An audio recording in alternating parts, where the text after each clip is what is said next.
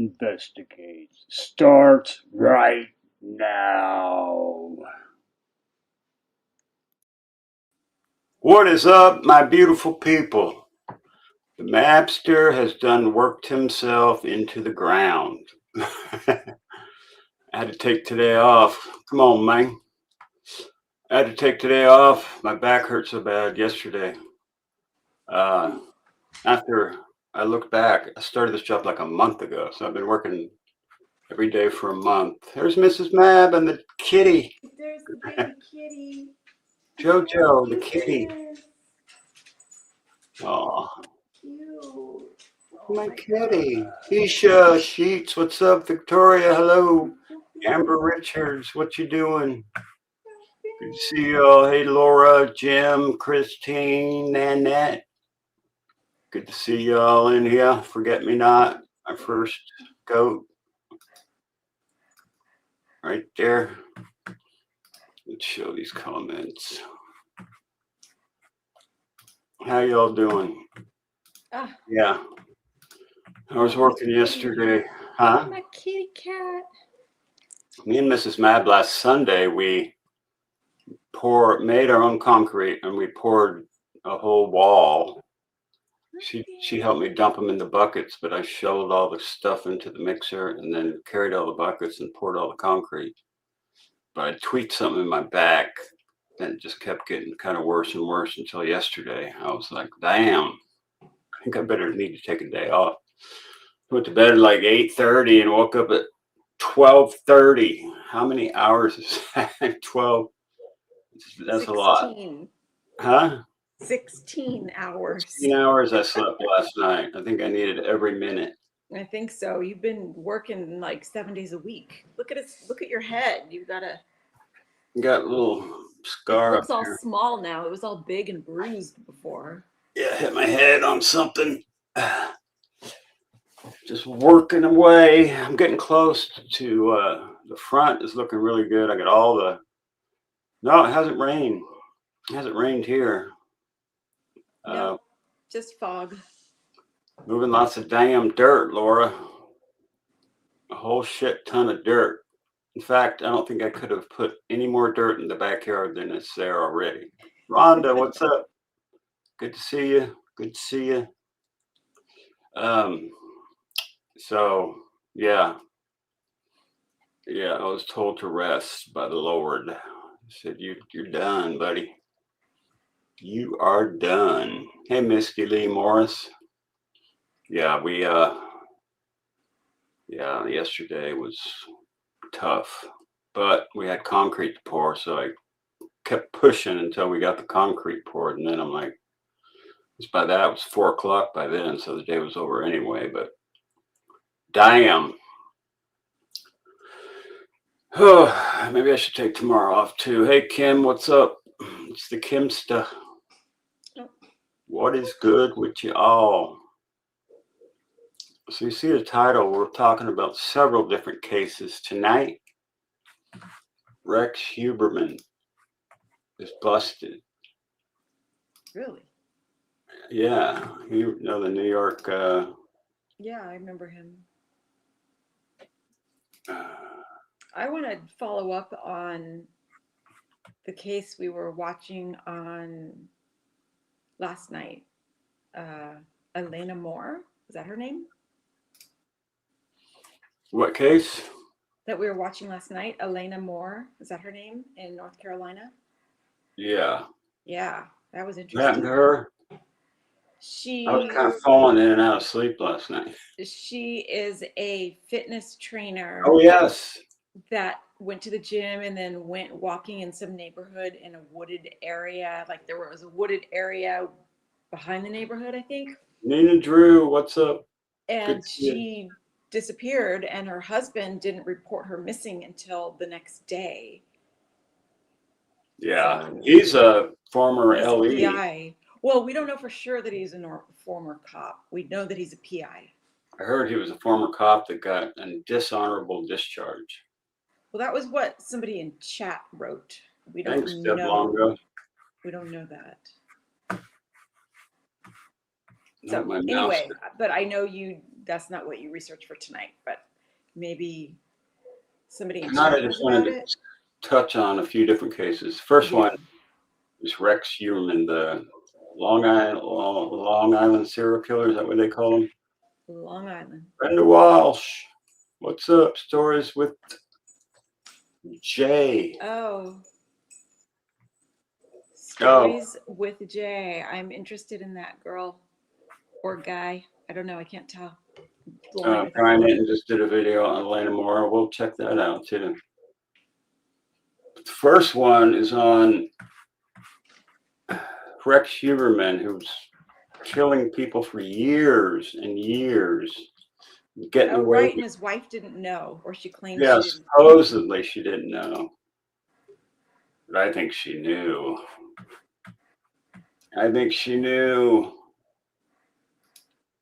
Welcome back to Live Now from Fox. I'm Shauna Kalafi, giving you a live look at New York City tonight. Earlier today in New York, the Gilgo Beach serial killer case coming to a... That's it, Gilgo Beach. Beach? Gilgo Beach serial killer. Yeah, this guy, a lot of crazy shit went on in this case, but this guy is like 6'6", 6'7", he's a huge dude. He's an architect, and he was just murdering like street workers and stuff like that. So there wasn't a big push to find any of them, right? Close. Long Island architect Rex Heuermann sentenced to life in prison for murdering 7 women over multiple decades. Fox's CB Cotton has more from the sentencing and what the victims' families had to say. It's essentially what you serve the rest of your life without the possibility of parole. A Suffolk County district judge ordered Rex Heuermann to spend the rest of his life in prison on Wednesday, 2 months after he pled guilty to... Look at the guy's face, man. Damn. Looks all surprised. Come on, man. Evil. Come on, man. What are you throwing me in jail for? His lawyer looks happy. Yeah, he does look. He does. He had hair before this case. I know. He looks way different. 7 murders across Long Island, spanning from 1993 to 2010, and confessing to another murder in 1996. A string of bodies found along a parkway. Look at all these bodies. Fire Island Jane Doe, Melissa Barthelemy, Jessica Taylor, Shannon Gilbert. That was the big one, Shannon Gilbert, because we heard her as she went house to house running from this guy. Toddler Doe, Valerie Mack, the Asian male who was, I think, a transvestite, was dressed up as a woman. Megan Waterman, Maureen Brainerd Barnes, Amberlynn Costello, and Peaches, Jane Doe number 3. So they haven't even identified 3 of these bodies. It's crazy. Near the Gilgo Beach area on Long Island were seemingly not connected and stumped investigators for years until DNA on one of the bodies was traced back to Heuermann, leading to his arrest in 2023. All credit and admiration and inspiration goes to those victims' family members. The sentencing followed multiple statements from victims' family members who prosecutors say were crucial to closing the case. And now it's time for them to heal. Shortly before the judge's ruling, Heuermann also spoke. What do you got to say for yourself, you big son of a bitch? I'm responsible for what was said in this room today. The words I would say have no meaning. You're a disgusting and despicable small man. That's right. You're a small man, small 6'7". If you're a man at all. And you're a coward. And as a decades-long case... Damn. Judge got taking it seriously. Where's Starla? Starla. Where's my damn mouse? Where is it? Hold on, guys. Oops. Sorry. I'm over here. My mouse has been acting up. Okay, so it is Father's Day weekend. That's right. Any of you guys in chat, any of you guys daddies? Got any daddies out there? I'm your daddy. You're my daddy, but anybody else be daddies? Lots of daddies. Mr. Rooster. Finally wraps up, the victims' families are calling on the public to keep the story centered on those who were lost. Put the girl's face, put their names, and make it known that we are the ones who live on for them. As part of Heuermann's guilty plea, he will have to cooperate with the FBI's behavioral analysis team.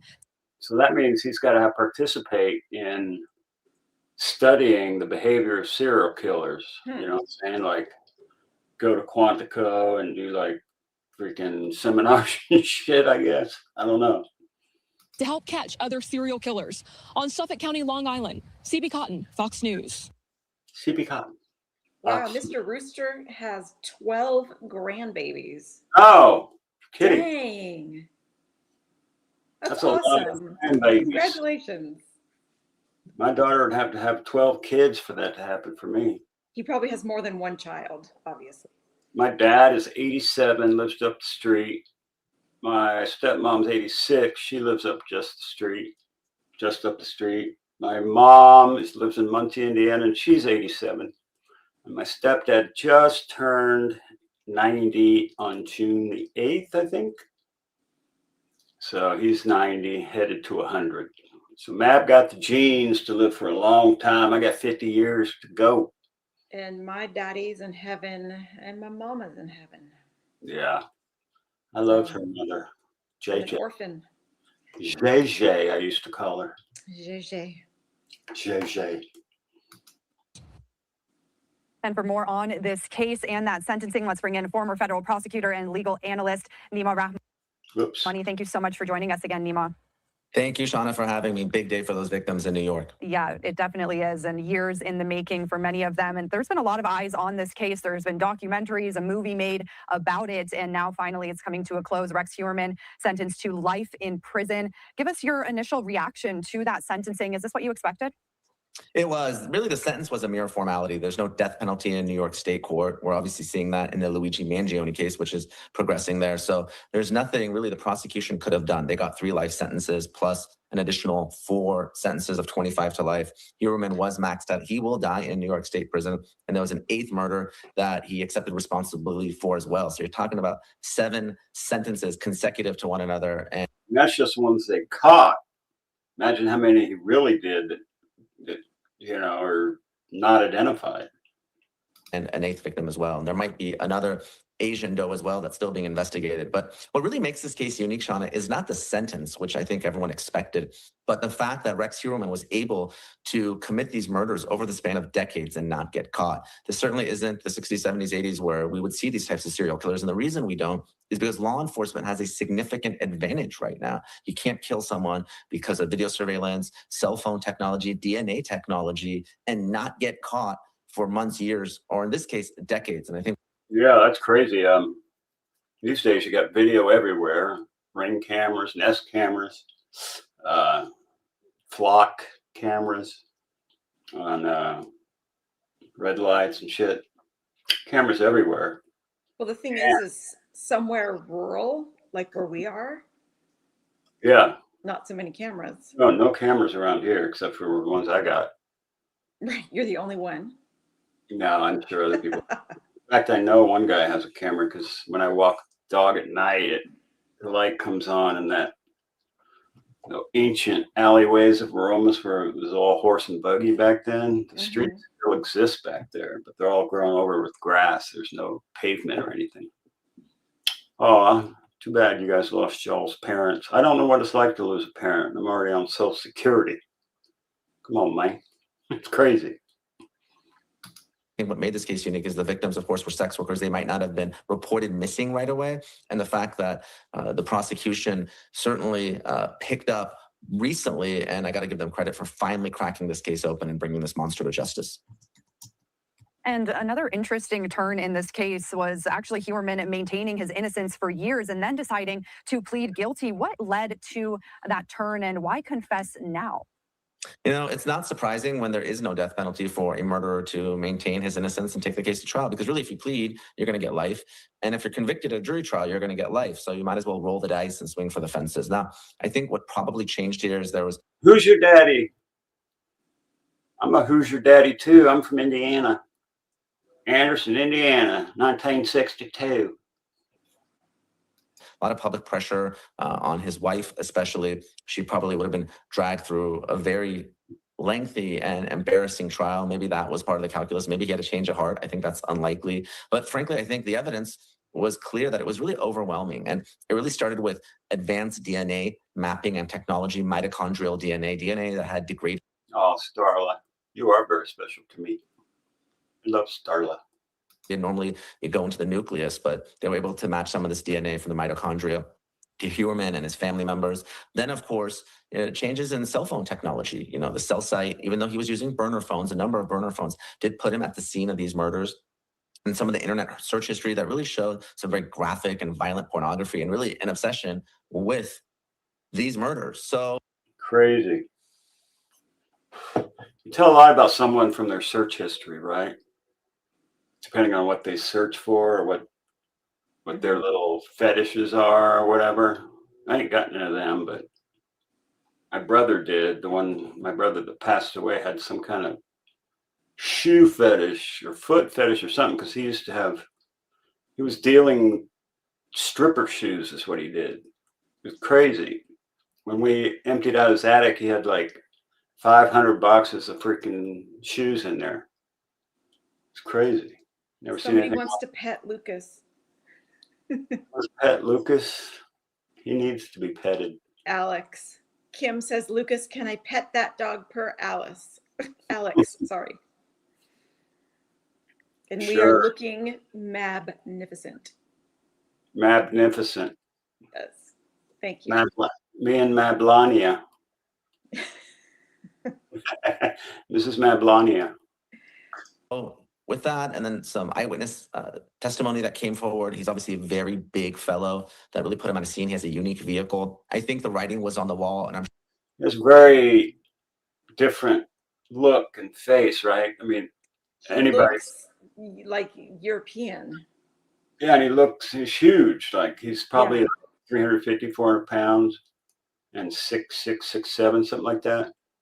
And Yeah, so kind people of hard to miss. came in contact with him, remembered him. I'm sure his lawyers told him that if he pushed this case to trial, the result would have been inevitable. It would have been a conviction. So he might have just spared himself and those victims the time, energy, and the heartache. And that's why he pleaded. So it was a plea deal for him. Rex Heuermann, not Huberman.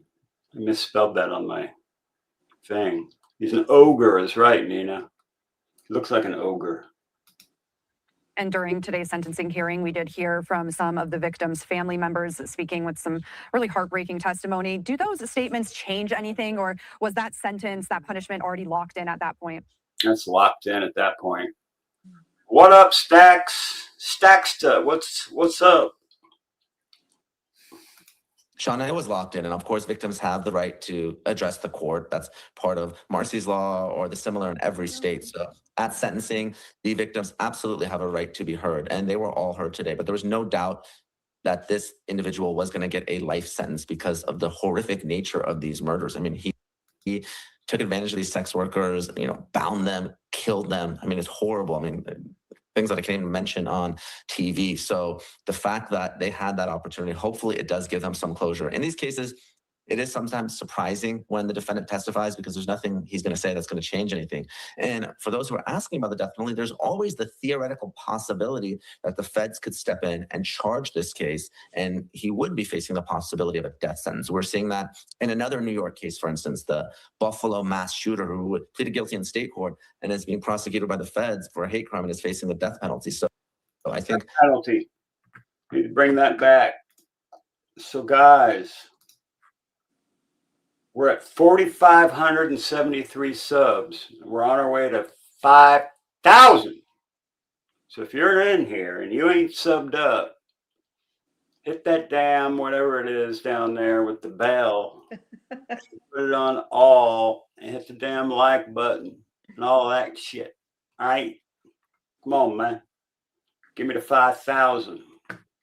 We only need 437 more subs to hit that number. All right, back to the case. Probably his defense team told him to say the bare minimum, keep his mouth shut, accept that life sentence, and move on.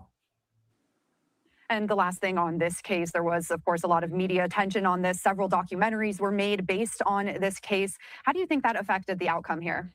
I think public pressure always helps. And, there are a lot of true crime fans who are watching. And again, the fact that you have a serial killer, the fact that this case had gone unsolved for so many years did really draw a lot of public attention to this case. And there's social media now and internet sleuths, and people get into these cases for better or worse. And when there's interest, that's when you see documentaries and social media videos. So this is a case that had a very significant following for many, many years.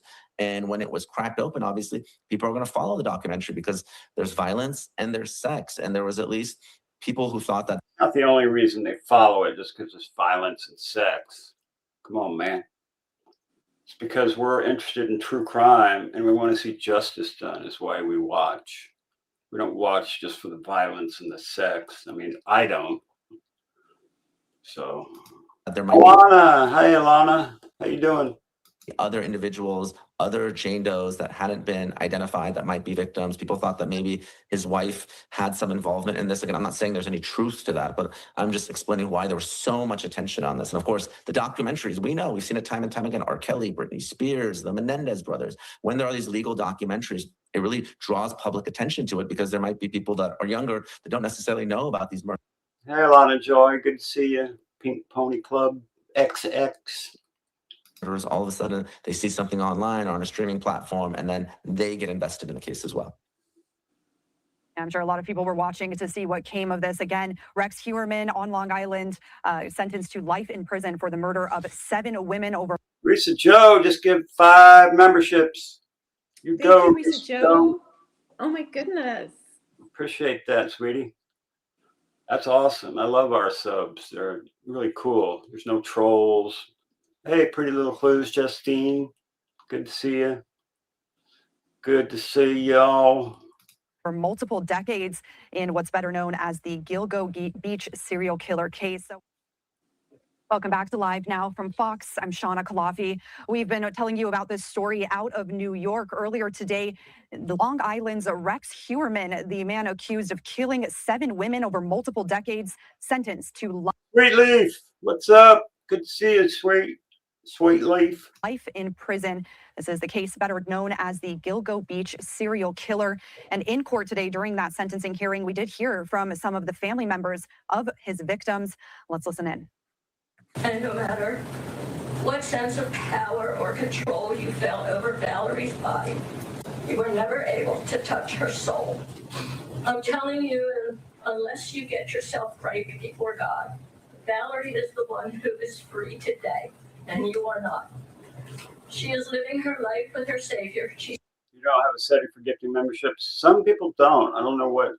I think you have to set your receiving gifts on or something.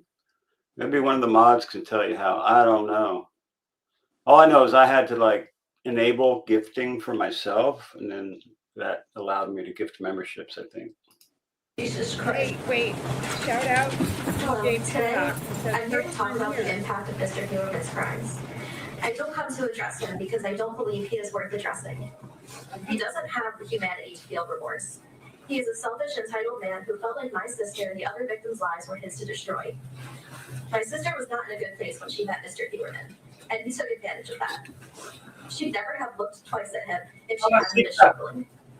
Despite her struggles, despite the mugshot that the media has spread of her, Valerie had a fire inside of her that lit up the world around her. She was strong, protective, sharp, funny, and beautiful inside and out. From what I have heard of Jessica, Maureen, Melissa, Megan, Amber, Sandra, and Karen, this is something all these girls shared in common. Mr. Heuermann made DJ Paddock, welcome. Thanks for coming in, bud. Sub up and hang out with us. They snuffed out their lives and took them away from us. But the fires they lit roar inside each and every one of us, and that is something he can never rob us of.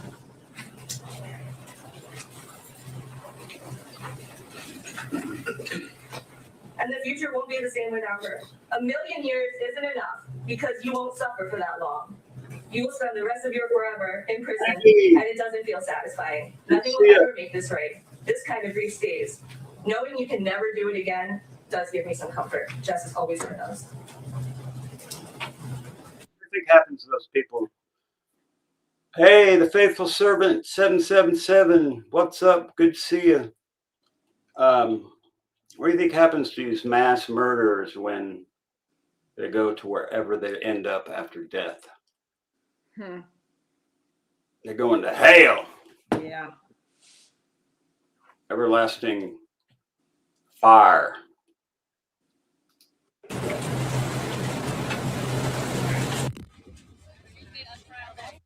And we also heard from attorney Gloria Allred, who's representing some of the victims' families. Let's listen in to her remarks after that sentencing came down today.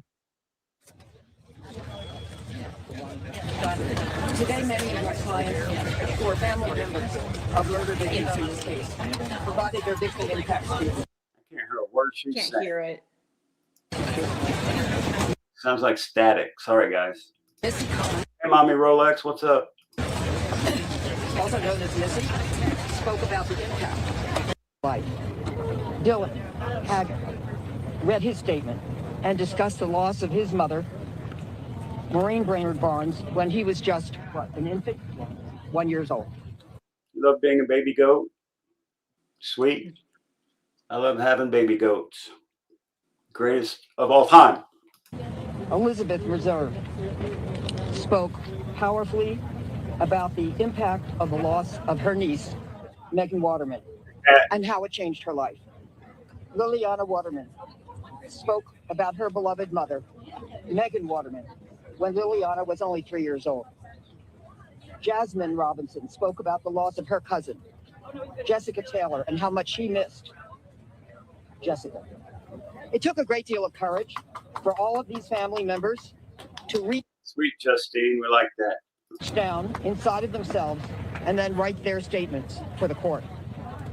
As they spoke, we could hear and we could feel their pain and their love and the bond that they had with their murdered family members.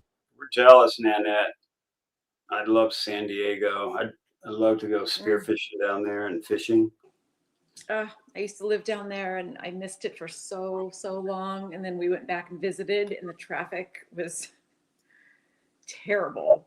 So I'm like, okay, we can stay up in Northern California. Yeah. Traffic here is not bad. She hit some traffic on the way to work, but. And home. Yeah. But it's not. It's worse coming home.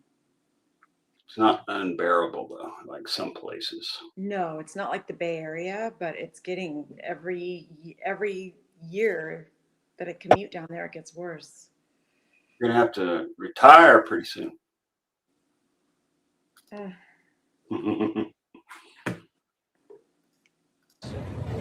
The defendant's daughter, Victoria Heuermann, stated in a documentary that she asked her father if he ever saw the women that he murdered as somebody's daughter. She then stated, quote, "He told me, didn't even see them as human." Damn. He just saw them as pieces of meat to be abused and tortured. That's horrible. Sick bastard. End quote. As a women's rights attorney for 50 years, I believe that when women are not seen as human, but instead are seen as sexual objects, they are then vulnerable to being raped, tortured, and murdered. We all need to do more to elevate the status of women and to teach that women and girls need to be respected and valued. Yeah, women are to be prized. You know what I'm saying? Like, what happened to chivalry? It used to be that everybody opened the door for a woman, you know, and stuff like that. Chivalrous stuff. Then they had the feminist movement, which got rid of a lot of that, but I still operate that way. Your horse came from my area? Sweet. As human beings and treated as equals. Otherwise, all of our daughters remain at risk by those who do not see them as human. Women should be entitled to the respect, dignity, and rights that everyone should have the right to enjoy. Today, the family members of the murder victims painted a true portrait of their loved ones in a way that only family members can do. They described them as important. Shauna, what's up? Treatment has been a bitch this week. Yeah, we're sorry about that. We'll pray for you, Shauna. And often Sikorsky 23, what's up? Good to see you. essential members of their family who loved and were loved by their families and who contributed in a significant manner to the lives of their families, often financially, emotionally, and physically, by hugging and kissing their children and other members of their family and sacrificing for them. They were not just human. They were good, caring people who mattered to their family and friends and to their communities. All had hopes for a better life for their children, for themselves, and for their family members. All of my... I love those gated horses, Nanette. I rode one of those gated horses. It didn't even feel like you were on a horse. It felt like you were floating when you rode. It's awesome. I think a Tennessee Walker is the one I rode. Clients who spoke today honored their loved ones' lives. The defendant will never be able to say that he honored his family because he only brought shame upon them. As a condition of the defendant's plea and conviction to the murders, the defendant must cooperate with the FBI's Behavioral Analysis Unit. They will learn a great deal about the defendant and how and why a serial murderer commits these heinous criminal acts and inflicts the ultimate crime, murder of vulnerable women. We're just hearing from attorney Gloria Allred following the sentencing of Rex Heuermann in New York for the murder of 7 women over several decades. He was sentenced today to life in prison. That's it. You're going down, Rex. Wonder how I'm gonna do treat time. All right. All right. Your I'll be video. back in a bit. Oh, you can add from your phone and video treat time. No. Georgie. It's just me now, guys. It's just a Mabster. Oh, my back feels pretty good sitting down. I'm gonna kick some ass, Rooster. What is this? Oh yeah.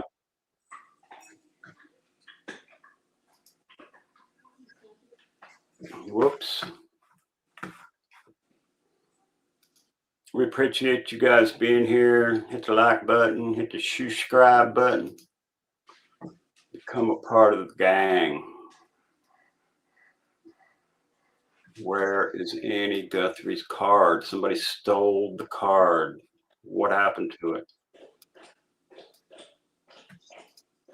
I can hear the dog drinking from here. Hear that? And then he goes walking off and half the water falls back out of his mouth all over the floor. Disappearance. Okay, this is Annie Guthrie. Where is Annie Guthrie's card? What happened to the card that she left when they did that performative thing out in front of Nancy Guthrie's house? Remember? They all 3 came out holding hands and with their arms around each other, crying and stuff. Yeah, that day. Now stretched on to 14 days, and there's this emotional weight that the community is carrying, but the people are not giving up hope and they're showing support. So right behind me is a memorial outside of Nancy's home in the Catalina foothills. Yeah, and now they stole the memorial flowers and trashed everything. Why would you do that? Poor lady. I think DGL had like an air tag in one of those flowers things. I was trying to follow it to where I think he found a certain truck that was been seen around by multiple people. Oh, you want to see the yard, what it looks right now? After this video, I'll show you where we're at with the yard. I took some pictures I was going to post today, but I never did.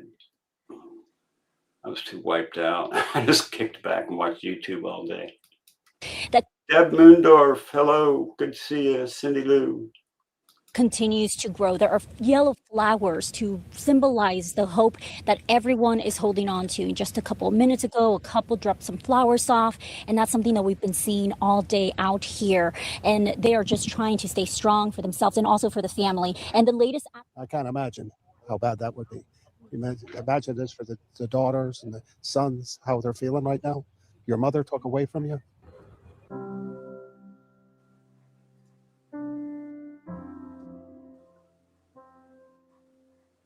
I don't know why this case hit me so hard, but this case is like one of those cases that sticks with you. Like if it was your own mother or your own grandmother that got taken, has a certain effect on you. And this one really got to me somehow. But so I've been following it from day one.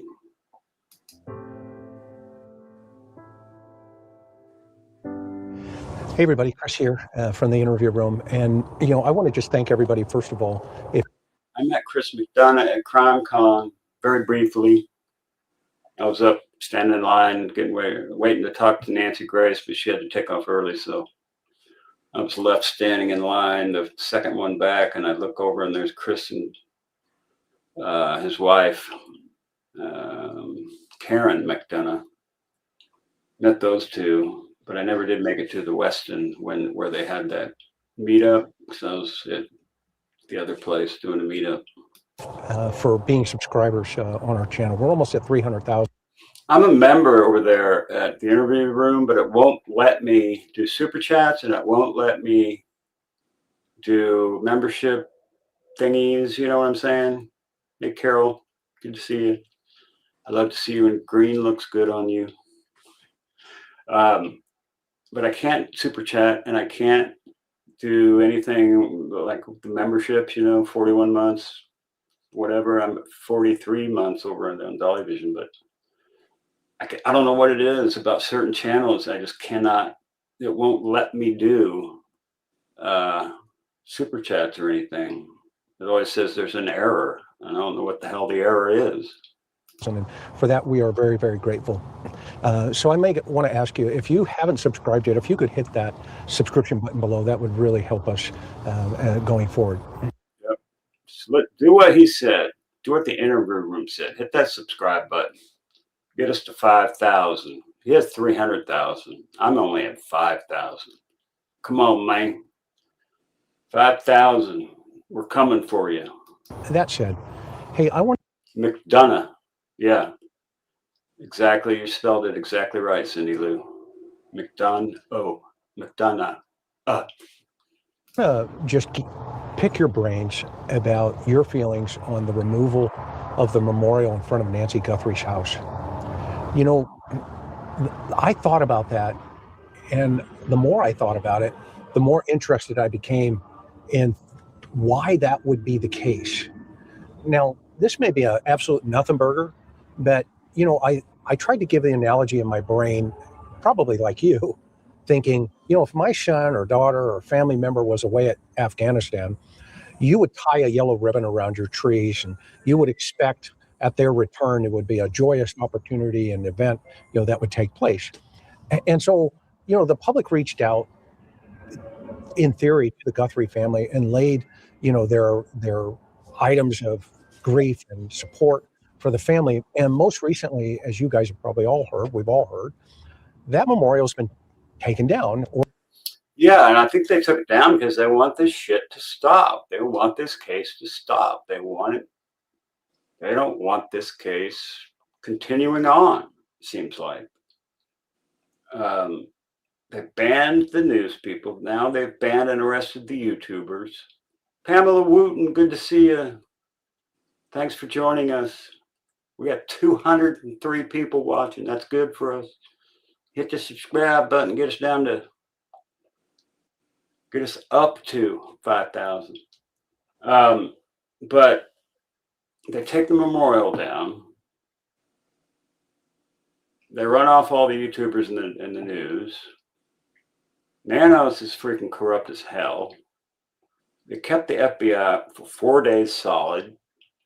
Then they turned the case, the whole crime scene, back over to the family after 30 hours and just screwed the pooch on all the chain of custody for all the evidence that might be found after that. So even if they caught the person who did this, prosecution would be almost impossible because of the way that that bumbling idiot Chris Nanos handled this case. Hey, Buckeye Lady One, what's up? Brenda Walsh, good to see you. Yeah, pisses me off the way they're handling this thing. Just gotta say it. Or at least removed significantly. And I thought to myself, why would that be the case? And for some reason, I still can't think through the HOA or, the family or somebody coming out there, damaging it, number one, maybe vandalizing it. And number two, why that would even be an option to remove it. I mean, this is an 84-year-old woman sound asleep in her bed. Everybody knows that. The perpetrator has not been captured yet. The family made a big to-do on national media to come down the driveway in unison one with another and lay flowers, put a card down there, expressing their grief about mom being missing. And today now, that card's gone. Yeah, here's where look at how tall Savannah is. She's taller than Tommaso. Look at how long her legs are. She does have heels on, but not that much. It's weird, right? Look how tall she is.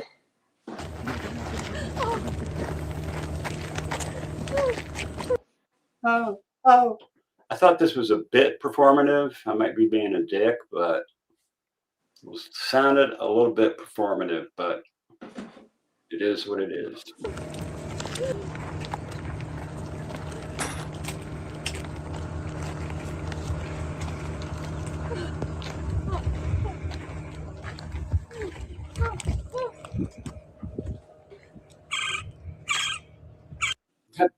That bird is awesome. Do you hear that bird? That bird's like, blah, blah, blah. Maybe Mab would know the answers to my question from last night. What is it, DJ? What's your question?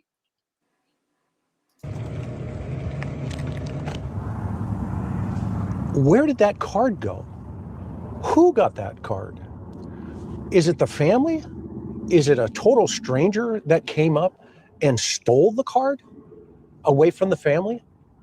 And I thought to myself, who or why would somebody do that? You're going to try to sell it on eBay or something? Annie Guthrie's ashes card? Scorched earth card? I mean, what the hell is going on? Come on, man. This case made him, in my opinion, look incompetent in handling a crime. Was he on traffic control his whole career? He was on prisoner beating control, it seemed like. Beating up freaking prisoners with cuffs on, you know what I'm saying? Crazy. Getting this YouTube shit down, man. Or is it just something that's just disconnected and we're not seeing it yet? I don't understand it. And I wanted to just kind of talk about that this morning to ask you what you were thinking about this. And if it was equivalent to the analogy of leaving the yellow ribbon around your tree in your front lawn. I'm tired of the yellow ribbon round the old oak tree. You still want me. Remember that song? I don't see a ribbon round that old oak tree. Get on the bus, forget about us. Put the blame on me. Tie a yellow. Remember that song? Was that Sonny and Cher or something? I can't remember. And your family member is still away. Would you have done that? I don't know. Maybe we'll make sense of this as we all start thinking about it. Put your comments down below, and I want to hear what you have to say about it. So anyway, have a great day. Aloha.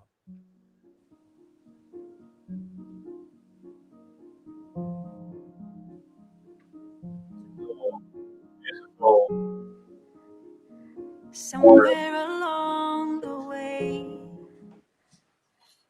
As with the Nancy Guthrie has disappeared as well, it belongs to the Guthries. Please contact me and let me know where I can retrieve it so I can respectfully box it up and give it to the family. Wow. Somehow Hey, we DJ. ended up at a crossroad and we got lost. Is this was this recent? Somewhere you chose to go left, while I turned the other way. That's wild. Who would do that? Oh, asshole. Wow. Probably. Kitty. Want you to know. Llewellyn and freaking company.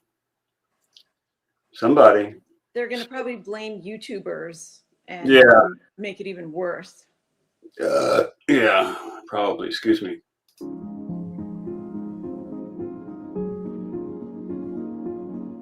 For all I know.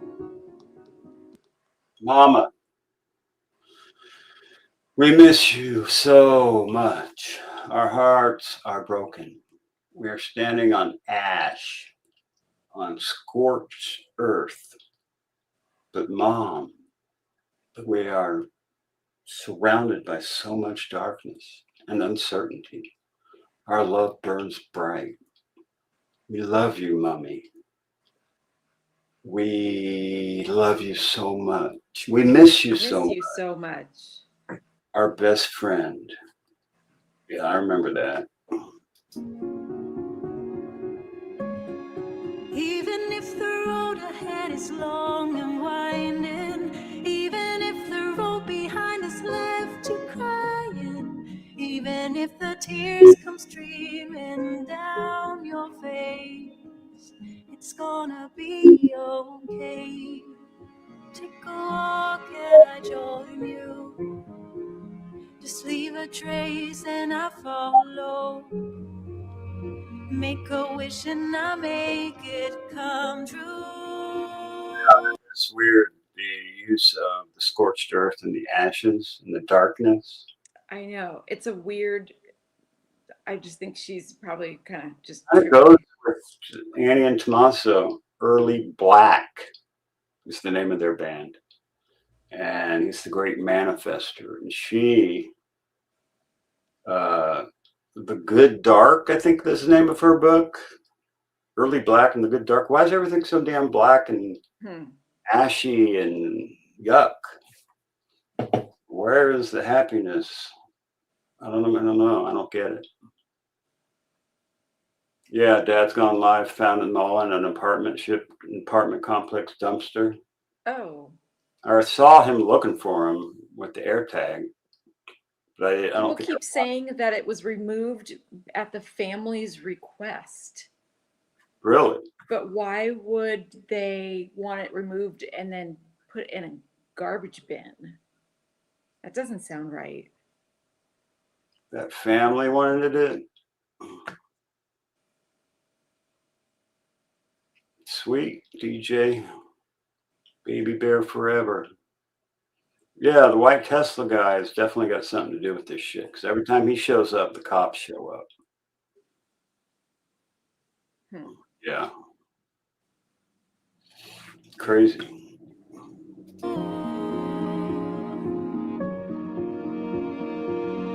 For all I know,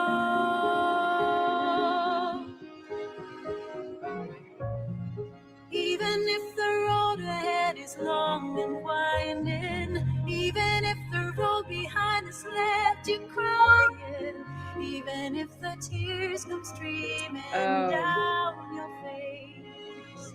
What? So Sam Lamb says Nancy's family basically said they hate the streamers and want them gone and don't appreciate they're trying to go find Nancy. I find that odd as hell. Mm-hmm. You would think they would want all the help they can get. Yeah. Yeah. Who said that? Sam Lamb said that. No, I don't see it. Crazy, right? Nuts. Sam, I am. Oh, sorry. I don't have my glasses on, so it's hard for No, me to I see. am. Nancy's family basically said they hate the streamers, want them gone, and don't appreciate shit they're doing to try to find Nancy. I find that odd as hell. What do you think? You would want all the help you can get. I agree 100%, 1000%. Nancy is out there. Do you guys have her hidden? Is this really a fucking psyop? And do you guys have her alive somewhere, the family? Because she was under threat from somebody or something? It's gonna be okay. What if you turn around and look at me? Then you'll see my love's for real. Just take a walk and I join you. Leave a Hey, Criminal trace Network. and I follow. Criminal Network says, hey. Alex, what's up, brother? Good to see you, man. Good to see you. Let's see.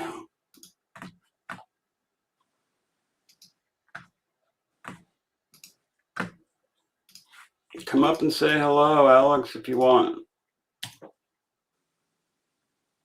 Here's a link if anybody wants to chat. What's this? Who else is Jeffrey into? Oh. I always thought Epstein might have something to do with this. Everybody thinks I'm a conspiracy theorist, right? Wait a minute. Didn't she interview all these women that were messed with by him? Who, Savannah? Yeah. Yeah. She interviewed 7 of them. So if I was him and I was still alive and I got out of jail and they switched me out for somebody else, then, you know what I'm saying, I would want revenge too. At the heart of the Epstein saga, one of the key questions, did Jeffrey Epstein actually take his own life? The New York Times releasing... Hold on. Got somebody here in our little panel here. What's up? Hey Peel. guys, What's up? how are you? We're good. We're good. How are you? Living the dream every day, every day. Living the dream, huh? Check out Sure, this Epstein video. indeed. A months-long investigation today attempting to answer it. That it would have entailed a massive conspiracy that would have been nearly impossible to pull off to murder. No. No. There's a massive conspiracy, and it was pulled off, just like all your other bullshit conspiracies. Him, so everything points towards the fact that he killed himself. No, he didn't. That's bullshit. Relying on millions of publicly released documents and dozens of interviews with inmates, prison guards, law enforcement, and others. The report revealing notes it says Epstein hand-wrote in the days before his death, including this one. Only pain to me and others in the future, it says. Not very much fun. Epstein's cellmate Nick Tartaglione, since convicted of multiple murders, Yeah, they roomed him with a murderer. Right, you can trust this guy. Are you there, Sikorsky? Sikorsky! Hey, yeah, sorry. Hey. What's up? How y'all doing tonight? Good. Good to see you. Yeah, man, it's good to see you too. I was missing you the other night in Patriots stream, man. Yeah, last night, was it? I woke up at midnight and they were still on. I came in for the last 5 minutes. Yeah, man. I It was crashed. a long stream. It was like 5 hours. I crashed out at like 8 o'clock and then woke up right at the end. Something like that. Yeah, I don't know. Were you watching the other night when he had Yeah. Yeah, it was too long for me. I couldn't take too much of Richard. Yeah. Yeah. I couldn't hear it I again. cannot Sorry. listen to him. just imagine if he got one thing off, the speculative nature of those ciphers. Yeah. One thing, one interpretation off on one symbol, then everything would be off. And right, I just don't understand how you can really go by these ciphers and actually get a realistic expectation of what actually went down. Well, and my thing is with him is that he believes what he's saying. I believe he believes. Yeah. However, you can't just pick and choose certain things, and just because an event happened and it's in the cipher, that means it directly relates and it's correlated and it's there for a reason. These ciphers, especially Z340, has been solved now for a few years. It was solved in like 2021 or 2020 or something like that. But it's like the number 23. Have you guys seen that movie? No. Okay, it's with Jim Carrey, and he basically just gets obsessed with the number 23. He adds it all together, his name, and everything relates to the number 23. You can find a pattern in damn near anything, but does it really actually make sense? Even if it's factual information, does it factually apply to his life? Probably not. Right. Now I know he lives over there because I went by there and it was the same place that he had on. I just watched Fugitive TV thing, and that I was going to cover that tonight. Nina Carrazzo, Cazares, Nina Cazares, 6901. I got that queued up already. Fugitive TV, he's pretty good. What do you think about him, Sikorsky? sorry, I had to unmute my mic. I was trying to show my tattoo because as soon as you said 23, I was like, oh crap, I got the number 23 on my forearm. Oh no, it's happening again. That's a whole other thing. Don't even get me started on the number 23. Yeah, I don't know, because honestly, like, I'm not trying to sound like ignorant or anything, but like, I used to have like an aunt and another relative of mine that used to do what's that stuff that they used to put in the newspaper with the numbers, like Sudoku or Sudoku, yeah, and I could never do it, and that's like not even anywhere close to what this guy's been. And I'm not gonna lie, there was a couple of times where the guys, Adam, Patriot, them, when they had him on, and I remember even Mike was kind of like, what, like, where's he getting this from? And like, who knows this? And like, it's his rules, you know what I mean? Like, it's like, he makes his rules up as he goes along. So how? Yeah, and no disrespect to him. Like, I don't know the guy, you know what I mean? But I'm just gonna throw it out there. Like, there's somebody in your chat right now that I've been kind of getting cool with. His name is Mr. Rooster. Yeah. He's working on his YouTube channel right now. That's my shout out to you, man. Oh yeah.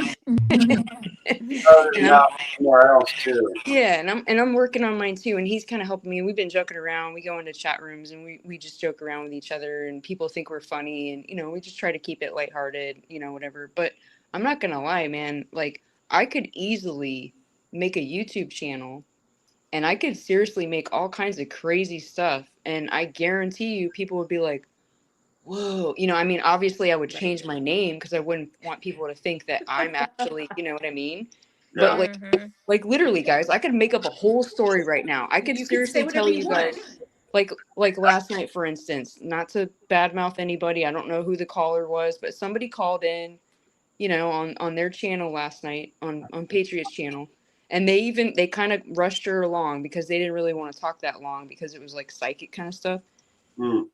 And nothing against her because, maybe it's true. I don't know. But like, honestly, I could sit here and say, yeah, it was these guys and I know exactly where this is. And, this crazy thing, I can make up a whole thing that's just whatever, just speculation or just BS, Stories off the top of my head. Like, what is that feedback?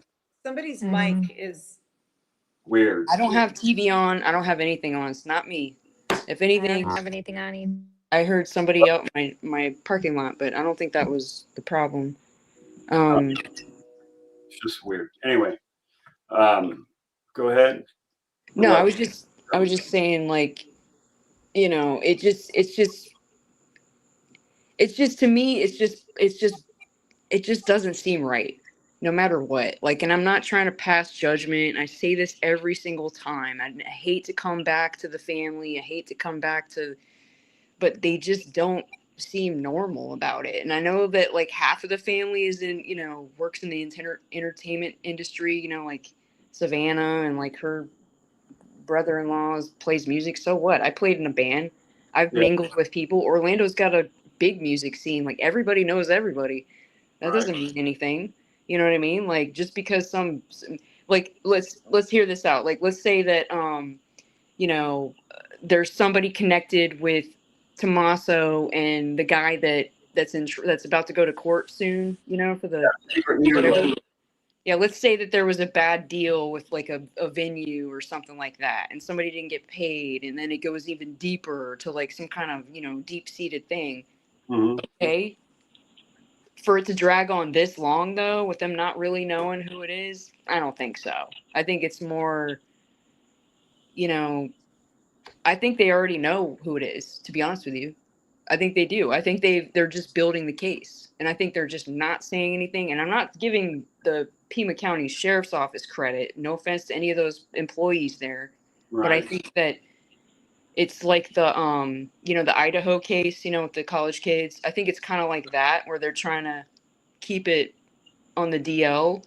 And we get so wrapped up in all this because we're all of us are so into true crime and, you know, just trying to distract ourselves from all the other hoopla that makes no sense in the government right now.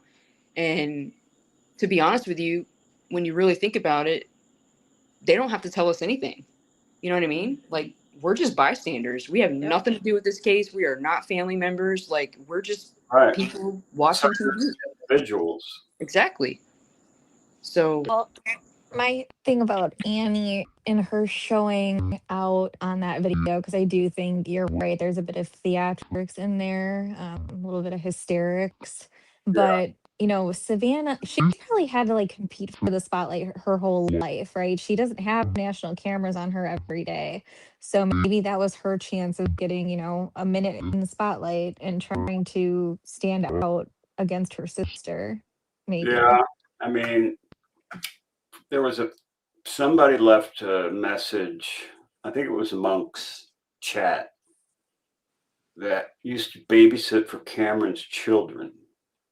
And that person overheard things between Cameron and whoever he was talking to, that there was really no love lost between the two of them, Annie and Savannah. Sisters, yeah. So I don't know how much that means or doesn't mean, but who's like they didn't get on together or what? I was unfairly timed out for posting my opinion that night. Upset me emotionally. Last night? Not here. I don't think.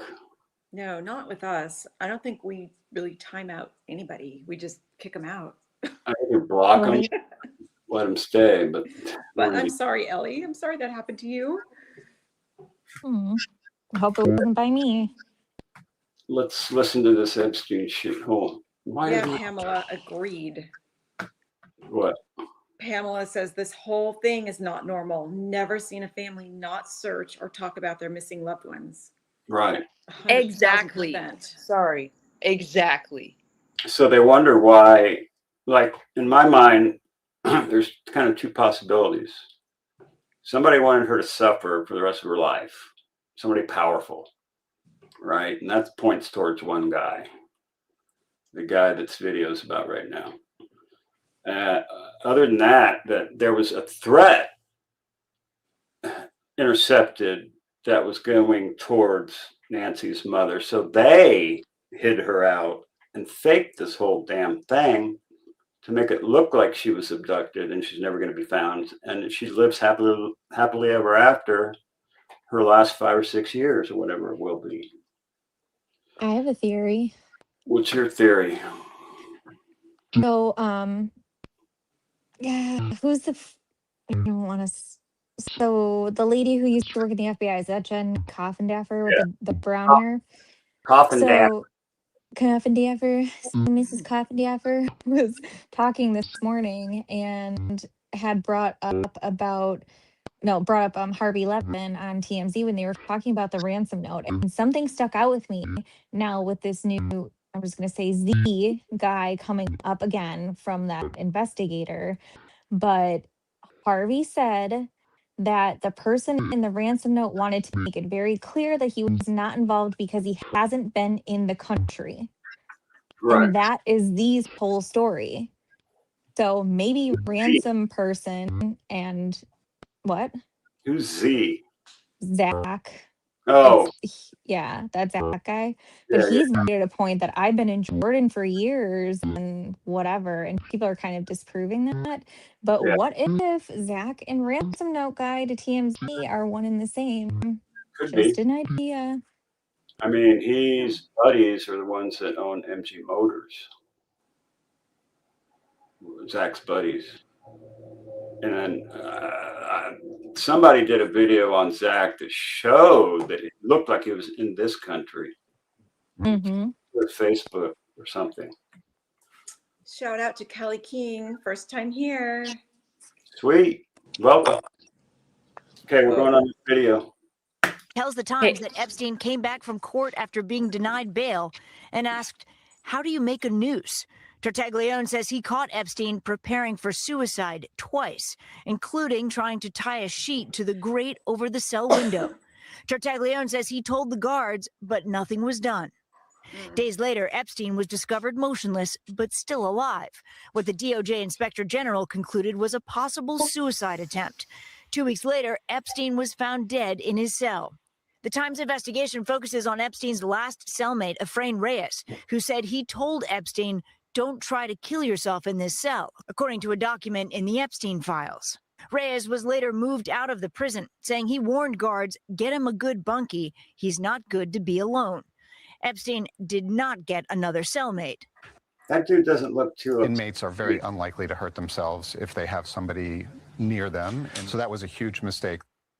Stephanie Goss joins us now live in studio. Stephanie, from this reporting, it sounds like prison guards ignored multiple warnings that Jeffrey Epstein wanted to commit suicide. Yeah, both of Epstein's cellmates warned the prison guards, but instead of Epstein getting more monitoring because he could potentially take his own life, he was instead ultimately left alone in his cell. And within 24 hours, Tom, he was dead.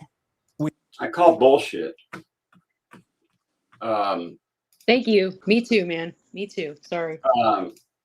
Epstein did not have a prostate, and the person who they did the autopsy on had a prostate. That tells me that they did the autopsy on a guy that was not Epstein. I found it in the files myself that he did not have a prostate when he was talking back and forth to somebody else in an email. The guy asked him, "Blank, you don't have a prostate, do you?" He said, "No." So the next video I got is the mortician that explains why. More evidence that doesn't make any sense for him being dead. Let's see, how long is this? 19 minutes, pretty short. Which one? Is it Lauren the mortician? Yes. I love her. You do? Because she's from Minnesota. I don't know, but I love her. Oh, we can't see it. Is my microphone making weird noises? I think it is. It's Hey, Mab, me. we can't see the video. You got to Oh, move it on. He just hasn't put it on his stream yet. Oh, okay. Sometimes he forgets because Sometimes it's a I separate forget. monitor. Sorry. Got to keep tabs on him. 232. You're 32 years old, Mab. Tell everybody that. That's right. DOI, but this eye, can you see that? It's so swollen. I had threading done. Attention on the Epstein case lately. Documents, files, rediscussions, people relitigating everything that's already been talked about to death. No pun intended. I'm not here to re-explain who Jeffrey Epstein was. If you're watching this, you already probably know. And if you don't, that's not the point of today either. What is the point is this photo. This image has been shared by major media outlets, picked up by TikTok, on some crazy conversation threads over on X, and dropped into the conversation as if it represents death. And people started tagging me. I love Thanks, Madonna. not because they wanted to gossip, but because something about it felt off. Yeah, we're going to talk about that because I think it's weird too. So anyways, welcome back to Morbid Monday, where we don't just talk about death, we talk about what the body actually does after it. And today we're putting the death science lens on a photo that the internet cannot stop arguing about because it's just another Morbid Monday. Wish it was Friday. I need more lyrics. I got nothing. Hannah, oh my God, my brain is just fucking fried. Morbid Monday, Morbid Monday. Do this photo exist at all? Why is this? Look at the full color. His eyes are open. His mouth is closed. I mean, his eyes are closed and his mouth is closed, which during death, That normally your looks eyes. very photoshopped. I don't think it's Photoshop. It just looks like he's on a fucking cookie sheet. I mean, who puts you on a cookie sheet after you die? I'll be right back. He's on the pan. You know what I mean? It's definitely him, but I don't believe he unalived himself. I don't either. But isn't there something like with his neck too? Why where would he? there's like Yes. inconsistencies? Think about of it. Why hanging? would he? The marks on the neck as well. Exactly. Why Yeah, would yeah, why would he yeah. do why would he do that? He had so much dirt on all these people. Why would he do Yeah. it? He had shit on everybody on the planet. Exactly. That was Exactly. like the great manifester of honeypots. I'm gonna come back on my computer with my good mic. All right. Okay, bye. That's good. This image now resurfacing? And why does it feel like it creates more confusion than clarity? And finally, we're going to talk about the things that aren't discussed enough in this case, like the lack of publicly released autopsy photos, the absence of clear crime scene imagery, what documentation does and doesn't exist, and what happens after someone like this actually dies. But before we go anywhere else, we need to start with the body. It's raining outside. Alrighty then. Because no matter what you believe about this case, a dead body follows rules. So let me show you exactly how I can tell just by looking at this image that you all lovingly and morbidly tag me in, that the person, aka Jeffrey Epstein, in this photo is very much alive in this moment, which actually makes the photo weirder to me. Pull the photo up again. I get tagged in this. Yeah. It's just a bullshit picture. I mean, totally got color in his face. I mean, like there's circulation happening. His eyes are closed and his mouth is closed. This all goes against death.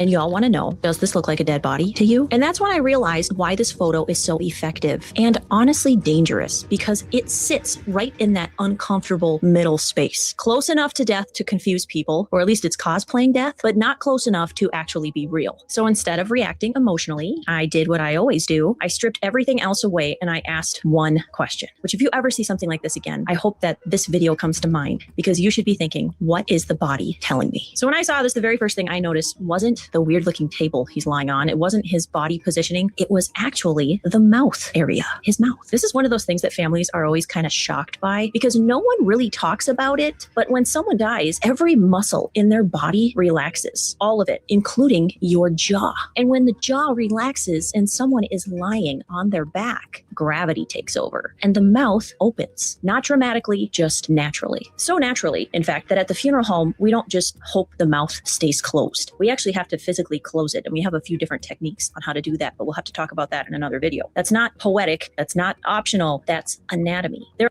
so they have to shut the mouth in the funeral home because it's always open, not closed. There are techniques for it because without intervention, it will not stay shut. Have you ever been sleeping in the middle of the night and your mouth just pops open? You can feel that your mouth has popped open and you've been inhaling through your mouth. So your mouth is all dry and scratchy. It happens when you die too, because it just relaxes. When a photo starts circulating, I accidentally fucked it up. It's lens on a photo that the internet cannot stop.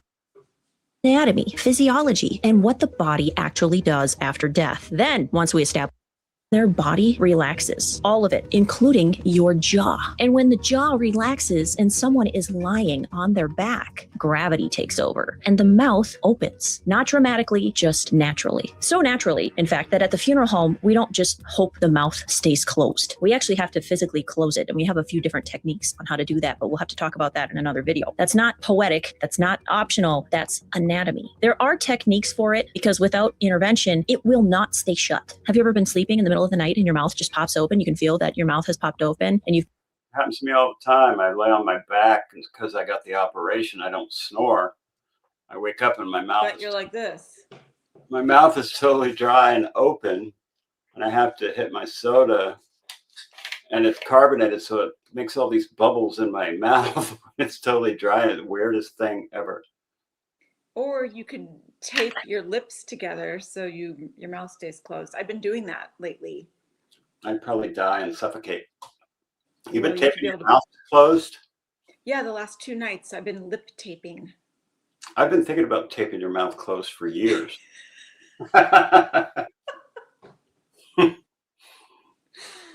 You got your wish. been inhaling through your mouth, so your mouth is all dry and scratchy. It happens when you die too, because it just relaxes. You're going to be thinking about me when you wake up in the middle of the night and you slept with your mouth open. You're going to be like, oh, Lauren, why? So when I see an individual like Jeffrey Epstein laying flat on his back with his mouth naturally closed, with a fucking smirk on his face. Look at him. I know, it looks like he's smiling. It He's does. smirking. He's like, dead. he's like, screw you guys. I'm not dead, you dumbasses. I own the freaking government.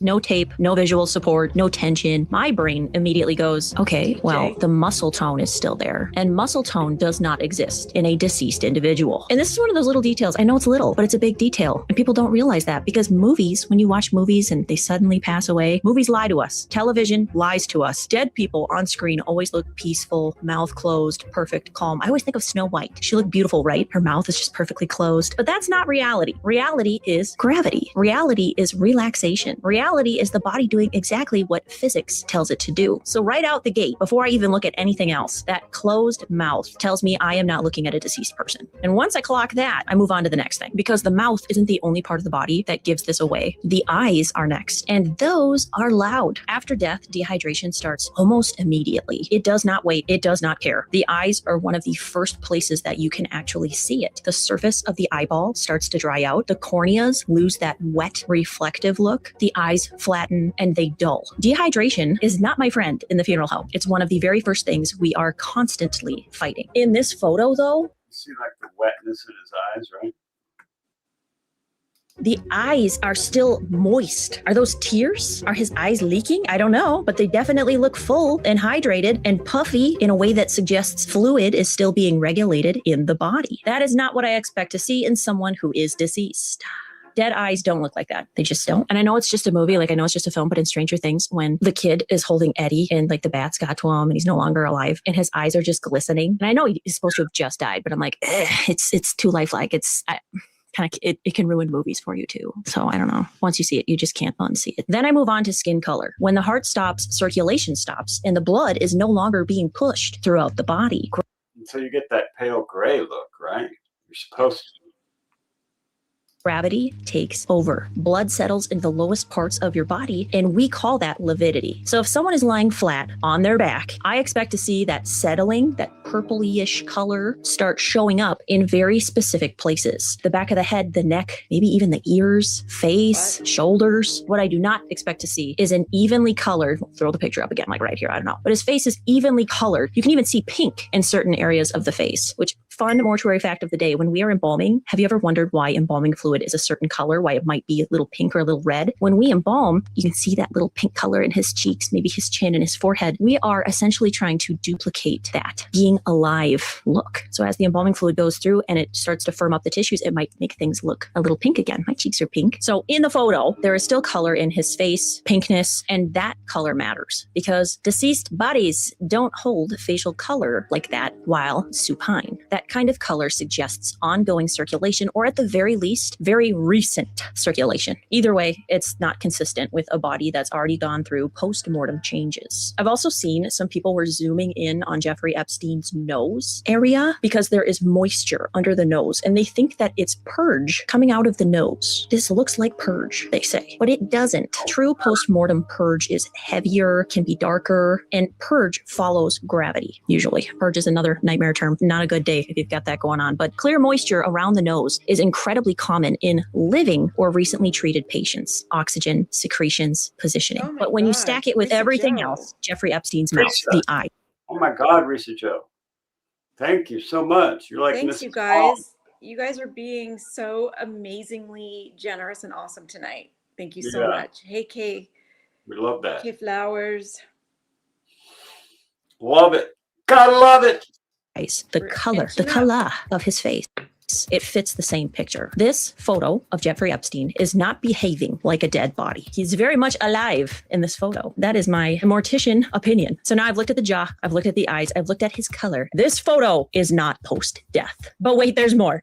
We're not done yet. And that's where things stop being about anatomy. And you're not going to tell me all the guards in prison are asleep and that just all the cameras that were supposed to be working just weren't working, and there was a van that came that didn't get checked in, that like left with somebody and switched somebody out. Come on, man. And instead, we're going to talk about intent. Because once I'm confident that this person, Mr. Epstein, is alive in this image, the question isn't, what am I looking at? The question becomes, why are we being shown this image at all? Like, seriously, why? Why was this photo taken? They think we're idiots, that's why. They think we're stupid. So somebody asked, Up the Chells asked, how long after he passed was this picture taken? Does anybody know? He wasn't found until 2 hours later. So it had to be at least 2 hours. So Yeah, I don't think you would look pink after 2 hours. No. But again, DJ's not that right. I think this, The I don't camera's think all it's over the true, place. but that photo looks photoshopped. Like all the color looks off to me. And so there's that, but. Yeah. Who took the photo? This isn't security footage. This isn't a chaotic moment. This is a clean, centered image of a person, a particular person, lying flat with his eyes closed. I've seen hospital beds. I've seen gurneys. I've seen stretchers, cots, you name it. This does not look like any of those things. Look closer. What is he? It's on a freaking cookie sheet. With parchment paper. Making chocolate chip cookies on I was looking for my baking sheet. What the hell? There it is. So Open Mind says that looks like he's wearing one of those silicone masks. Yeah, it does. Plus, that is not the standard mortuary equipment. And No. Can we put this next to Porch Guy and make sure he's not the perp? yeah, right. Might be. Laying on? It's flat, it's rigid. Is that a handle? Like what? Please, if you work in a medical facility, doesn't this look like an autopsy table? It looks like something for post being alive. You're dead. Like we're going to put you on the slab essentially. And then I want you to look at the head area. There is clearly something structured under his head. Not a pillow. Like where's the pillow? Not a folded blanket. Oh, yeah, see that thing? Yeah, it looks like paper. Oh, It's like that. a little round pillow that's under his head. Well, it also looks like part of what he's wearing. Like whatever he's wearing is purple. Yeah, maybe it's a scarf all but It looks like an X-ray vest, like one of those things you put on before an does. X-ray. You know what I'm talking It about? does. I know what you're talking about. I've had one of those on before. Because we Can see you that hear me poking better, out. But by the way? What? Can you hear me better? Yes, I don't get that feedback. That's awesome. Yeah, Joseph, thank you. Hello. And yeah, that's absolutely correct.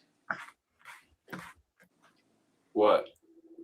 Howdy, after a body has ceased, blood flows to the lowest point, what she Yeah. was saying, lividity, and the skin will look Exactly. gray and bluish. Yeah. Yeah, and if you're hung, then I mean, your even head. after my mom passed, I was there within the hour after she passed, and she looked terrible. I still regret that was the last image of her in my brain. But she looked really pale and kind of grayish and kind of yellowy, like. Yeah, Yeah, Mama. it's liver related. It's more, they turn jaundice, which is yellowish. firm under his head. Is it a head block? Like, we use head blocks in the prep room to hold the head up and in position while we are embalming. I don't feel like the ER staff is going to be, here, Mr. Epstein, please lie flat, lie still. I'm going to put this perfectly positioned block under your head on this perfectly positioned table. And I want you to lay there and pretend that you're sleeping. It feels framed, it feels composed, and it feels way too calm. Like, this is a documentative photo, not a response. Yeah, it's bullshit staging photo is what it is. To some sort of situation. Does anyone else agree? So yeah, we do. Come on, man. If this isn't a post-death image, where are the images that actually matter? Is anyone wondering that? Because we've seen famous autopsy photos before. Michael Jackson, Kurt Cobain, JFK. So why not this case? Why not this one? We didn't get autopsy. He ain't dead. That's why they couldn't take pictures of him dead, because he never died. Okay, first of all, photos of- who's seen autopsy photos of Kurt Cobain though? Not like me. For real. Not me either. Sorry, just had to interrupt. What would there be to see? I don't know. How did he Sorry, die? that was morbid, but no, a bang bang to the head. Bang bang to the head. Yeah. 20 gauge Remington. Oh, even worse. Jeffrey Epstein. We didn't get clear crime scene images. We got a written report. And again, I'm not saying the report is fake. I'm saying we're being asked to accept a conclusion without the same level of visual documentation we've seen in other cases. And don't just hand me this weird photo instead. That's not transparency. Nothing about this is transparent. It actually leads to more confusion. Wouldn't you say? Wouldn't you agree? And this is where I need to tell you something. While it's pouring rain outside, can you hear that? Because this whole situation isn't theoretical for me. I have been on a death call inside of a prison before. It's wild to even talk about, but we had a guy whose cellmate took his life. And here I am, little old mortuary student me, loading up my silver Chrysler minivan with my cot. So I roll up, I get to the prison, and they don't take me through the front. I had to go through some special side entrance. They have an officer walk all the way out and around my van with this long mirror, like a stick, and it had a mirror at the end. So he was like checking underneath my van. Then when I got inside, they had to search me. My cot got searched, my equipment, everything is searched. That was new. And they had locked all of the inmates back into their cells. So when I got there, it was super quiet. Like nobody was out and around because they were all locked away. And I will just never forget that quiet. I'm walking down this hallway, pushing my cot. You could hear a pin drop. You could hear my wheels turning on the ground. And I start noticing movement out of the corner of my eyes as we're going down this hallway. There are two sets of eyes, one up top and one on the bottom. One man above the other. One is crouched down a little, one's a little higher, because they are looking out these little rectangle windows on their cell doors because they are so small and they want to watch me go by with my funeral home equipment. It was so eerie. I can't even fully explain it to you. Definitely did not feel alone in there. We had to go up these stairs. No elevator, at least not one that they let me or told me that I could use. So officers helped me carry my cot all the way up to the second floor. And when we got there, the medical examiner was super duper thorough. Photos, crime scene documentation. The homicide team was there. Even when we rolled him over, she wanted images of his back. You'd think that they would have images of everything like that, right? Yeah. Yep. Well, when I worked in the ER and we had to beg, like I would have to beg and take people and take them to the morgue. And even then, you weren't allowed to remove any of the intervention devices. So IVs, ET tubes, you couldn't remove any of it for autopsy purposes to make sure that nothing we did in the ER contributed to their death. Yeah. So yeah, this whole thing sounds strange, but that quiet with those wheels, I mean, I can hear it. It's yeah. So what did you it's do eerie. in the ER? I was a tech, so I would work like under the nurses, but I got to do all the fun stuff, whatever they'd let me do under their license, whatever they trusted me to do. I wanted to do that. Well, I loved it. Mrs. Mab was a maxillofacial surgical assistant, so she assisted in maxillofacial surgeries. Dog Like just got me. what they did to me was cut my upper and lower jaw and like pull my face out and then like bolt it back together and put all these dark scars of metal in your mouth. Horrible. Come on, man. What did you do to your mouth? Lucas. Lay down. Lay down. Want me to come out there and make him lay down? He's totally healthy again. Your damn dog is driving me crazy. So you get to see it. What are you doing?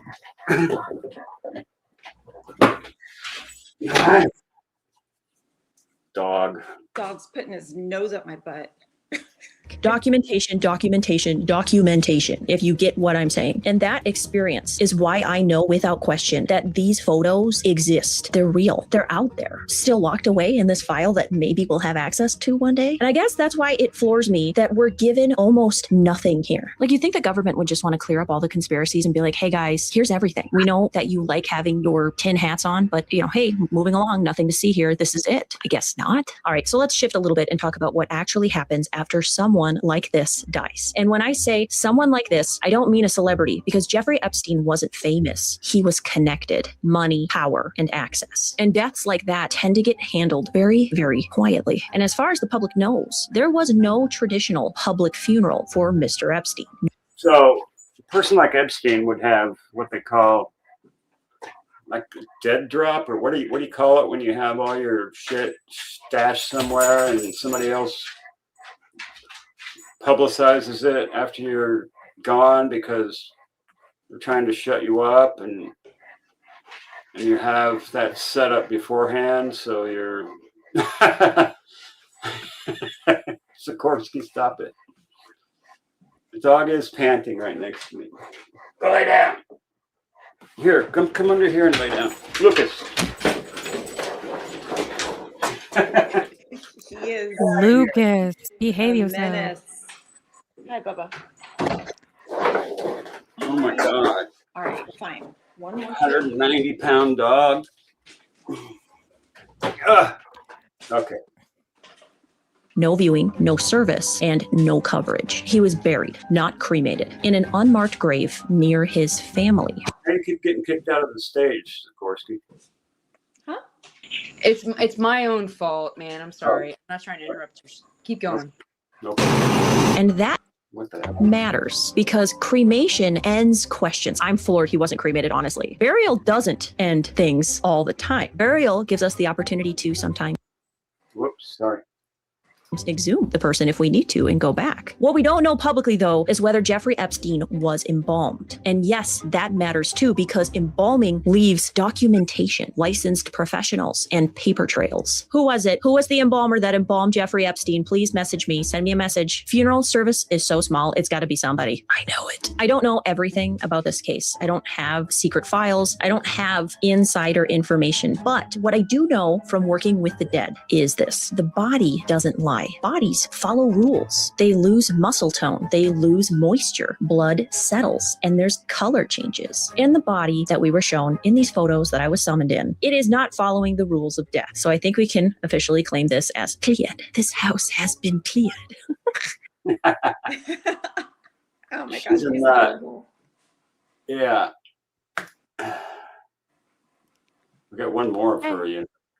I love her. Yeah. You I have just one ran more? across her the other day. I haven't seen her before. Lauren the Mortician. We got more Lauren the Mortician. Okay, play it. Oh, for us. What? Play it for us. Hey, I can't Sikorsky. see it. Did You Kurt guys. Cobain? Oh, she left. Sikorsky, darn it. Accidentally boot her. Sorry. No, I don't think you did. I think it's her computer or something. I want to know if she thinks that if Kurt Cobain unalived himself or not. I want to get her theory.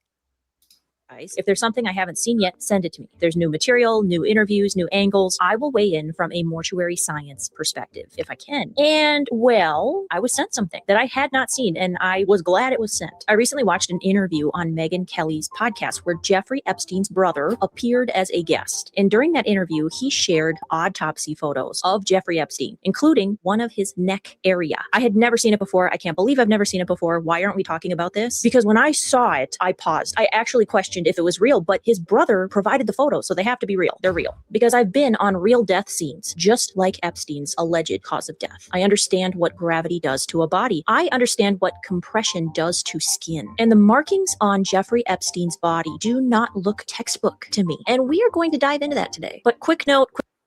I'm going to run out to the kitchen for a second. I'm just going to let this play. Okay.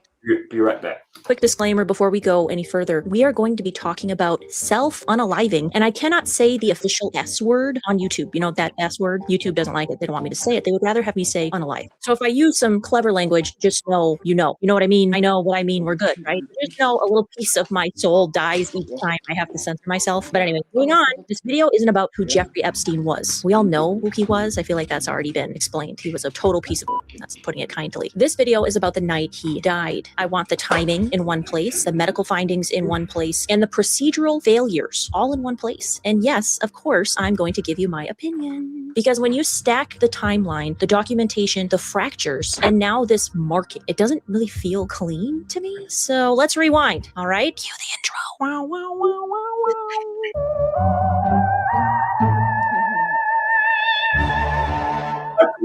Quinn? If we're going to talk about the death of Jeffrey Epstein and what may... Quinn says he had 3 craniotomies, and an orbital exturation. Oh my gosh. For your 2nd birthday. Damn. Do you remember any of it? Holy You have crap. to tell us what happened there, Quinn. That sounds When Quinn the pretty Eskimo dramatic. said, yeah, everybody's gonna run for joy. Oh, Sheila, thank you. When I was little, I wanted to be Cher. I had a crush on Cher actually when I was a kid. That The checks Mask? then. What? What? The Mask? Yeah. What? May or may not have happened.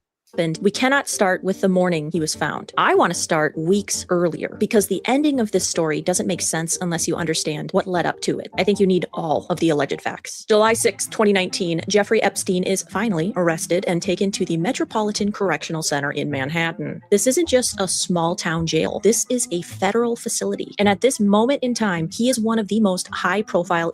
Yeah, where's the camera angle of that? Why did he have 100 orange sheets in his room? That doesn't make any sense at all. Inmates in the That's country. supposed Every to be a guard photo knows from his inside. That was a camera Sorry. feed from inside his cell that was supposed to be I working. thought that didn't exist. Well, it stopped working at the right time. Of course it And all did. the guards Okay, fell go ahead. asleep. And all the guards fell asleep at the right time too. his name. Every inmate knows his charges. Every news outlet is watching. 2 weeks later, July 23rd, he's found on the floor of his cell with a strip of bedsheet around his neck. That is not a noose. That's not going to tighten up automatically. It's a knot. And you It can't looks get like his jail leash for his prison boyfriend. for bestiality sessions. No. Hey Mab, do you think that when they you know that picture? I know what you're talking about with the marks and stuff. Doesn't it look like somebody was behind him? Yes. You know what I mean? Like with the kinda Garrett? Like with the like Garrett? Yeah, exactly. Yeah. They say that Nancy Guthrie was eliminated with the Garrett as well. At least the Nolet cipher, the Burger Chef Nolet cipher lends itself to that theory. His cellmate at the time, Nicholas Tartaglione. Okay, he's mafia right off the right off the bat. All right. Short legs. Shout out to short legs. That last Hey, Short name. Legs. Hey, Short Legs, good to see you. Yeah, this guy is a strangler person. Tartaglione, that's a good one. I don't know how to pronounce that. So Nicholas, he's a former police officer who is facing multiple murder charges. Sounds like a nice guy. Not. Anyways, this is who he was sharing a cell with. The official story is that Epstein attempted to unsubscribe from life, but Epstein says his roomie, the police officer, former police officer / murderer, attacked him. The police officer man, inmate, cellmate denies that, of course, because of course he does. And we don't really get clarity there, unfortunately. What we do know is that after that event happened, Epstein was placed on watch protocol. You know, Watch protocol. That means you're supposed to watch him, right? Yeah. That special kind of watch that starts with an S that I can't say on here. And this type of watch protocol Suey watch. in a federal facility is pretty serious. It means close observation, restrictions, monitoring. It means someone has already decided that you are at risk. But Hey, DJ, I think Adam is in contact with RN. So there'll probably be an episode 2 that I might not watch. And 3 and 4 and 5. Yeah, it's way over my freaking head. Yeah. It's like Lincoln Logs on steroids. Yeah, something like that.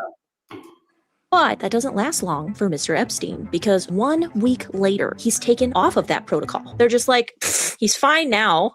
Let's just take him off. And just like that, Jeffrey Epstein is returned to the special housing unit under one condition. He must have a cellmate, which tells you something. They still considered him at risk. Hey, hold on. He wasn't Interrupt, clear. please interrupt. Stop. Somebody in your chat just said that Miss Mabs reminds them of Jacqueline Smith, and I think that's an awesome compliment. Just gotta put I saw that. That is an awesome Yeah. compliment. Yeah. Thank you so much. Isn't that Mrs. Kennedy? That's one of the Charlie's Angels. Oh, the brunette one. Thank you, Carol Cook. Dang. Wow. She reminds me of Mrs. Mab. Yep, you can't see it. Nope, that's not can't gonna see work. it. There you go. Oh. It's probably there. just the hair because I look nothing like her. Funny story, you guys. I met her at our church. She was married to somebody else, and I was married to somebody else. Once I saw her, I'm like, she's gonna be my girl someday. I knew it.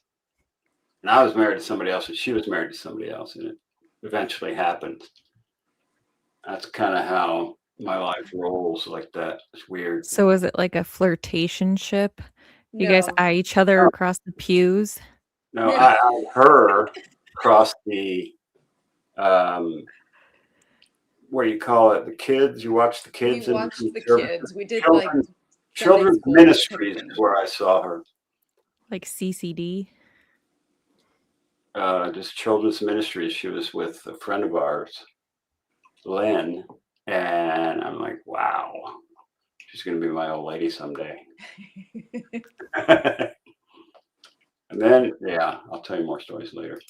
As totally fine. He was cleared with supervision. So fast forward to August 9th. It's a Friday, the day before he dies. His assigned cellmate is released and no new cellmate is assigned. So now the man who was considered at serious self-unsubscription from life just weeks prior, not even that long ago, is now alone. The last night that Jeffrey Epstein was alive, 2 guards were assigned to his unit. And according to federal prosecutors, they allegedly failed to conduct required 30-minute checks for about 8 hours. 8 hours in a locked facility, 8 hours in a high-profile housing unit, 8 hours. We're only 7 away from 4,600.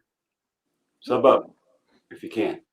Hours where no one is physically verifying his condition. Then the camera that would have captured the immediate area near his cell door, conveniently not functioning properly that night. And this is where people start saying, that's a lot of coincidences because, right? Anyways, August 10th around 6:30 in the morning, he is found unresponsive in his cell. CPR is initiated. He's transported to the... You don't do CPR after somebody's been dead for 2 hours. No. No, That's you just- absolutely do not. That's He's just- pretty much brain dead after 45 minutes. That's just abuse of a corpse, in my opinion. And that's a federal offense or something. It's a crime. the hospital and he's officially pronounced. So now we have a man who was previously on watch protocol, required to have a cellmate, left all alone, guards allegedly not checking on him for 8 hours. Fell asleep. Cameras all stopped working. Cameras that conveniently malfunctioned, and that's just the timeline. We That's just part of it. That's only part of the conspiracy. haven't even looked at the body yet. Like all that, and we're not even there yet, but we're getting there right now. Because here's where the story takes a surprising turn. Jeffrey Epstein's brother, Mark Epstein, is his legal next of kin. And he didn't find out from prison officials, from the medical examiner, from anybody official, really, that his brother had died. He found out from watching CNN, which is... Oh, God.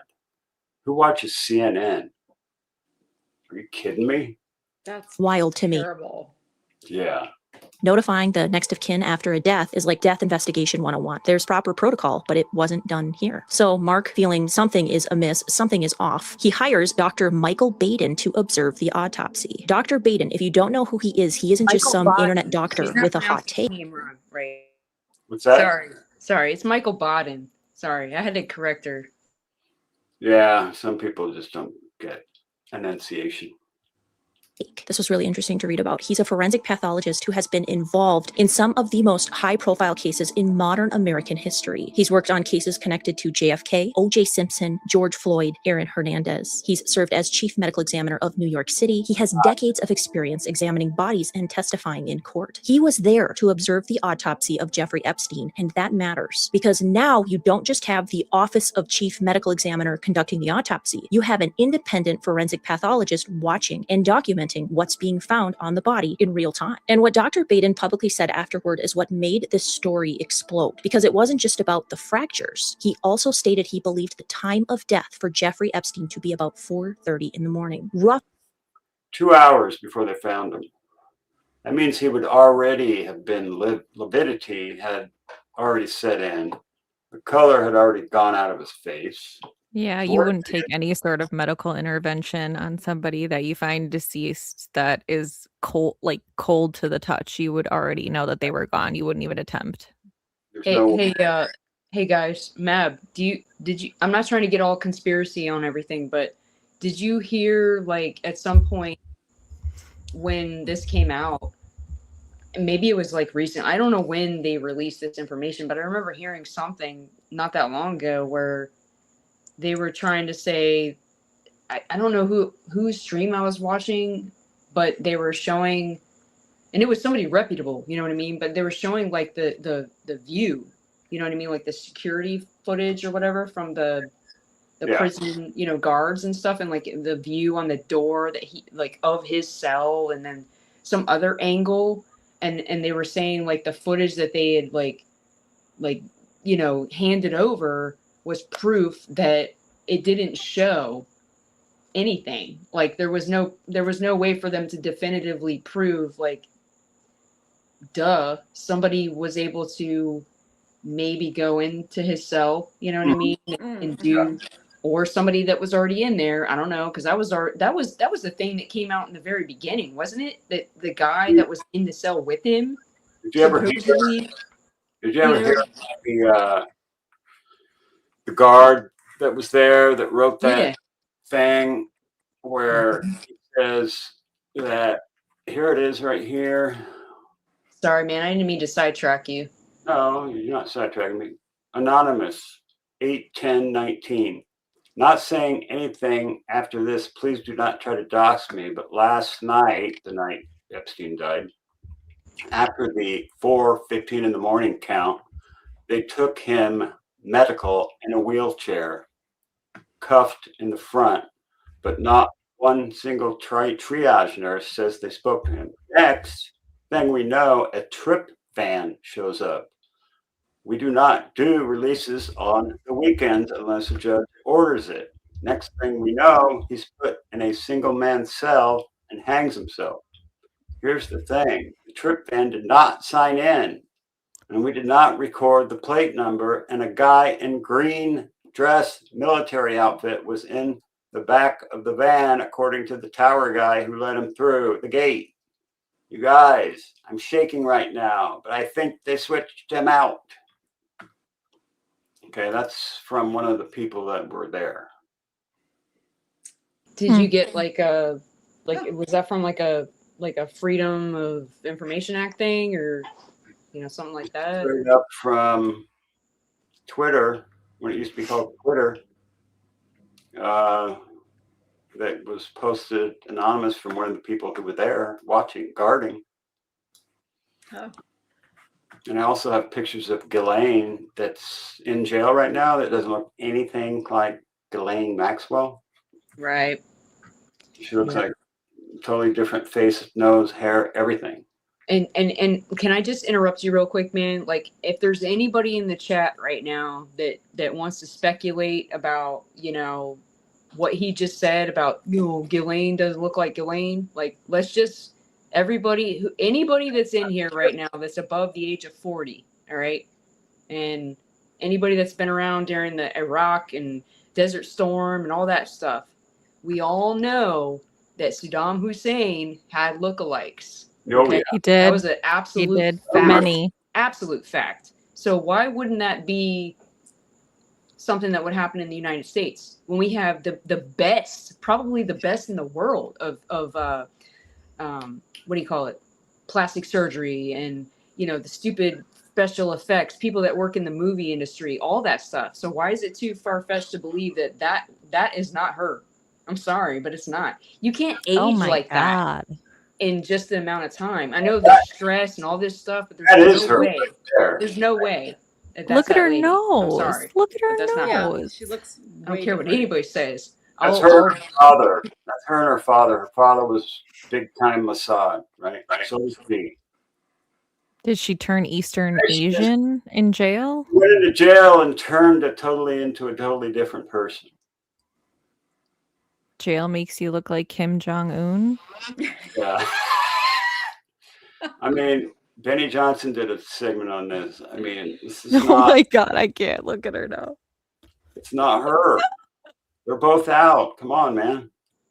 and there's those things they do where they can measure the distance between your eyes and all that Right, stuff. exactly. And your You know. ears and things like that just don't change. That's Yeah. what he's doing, and it doesn't match.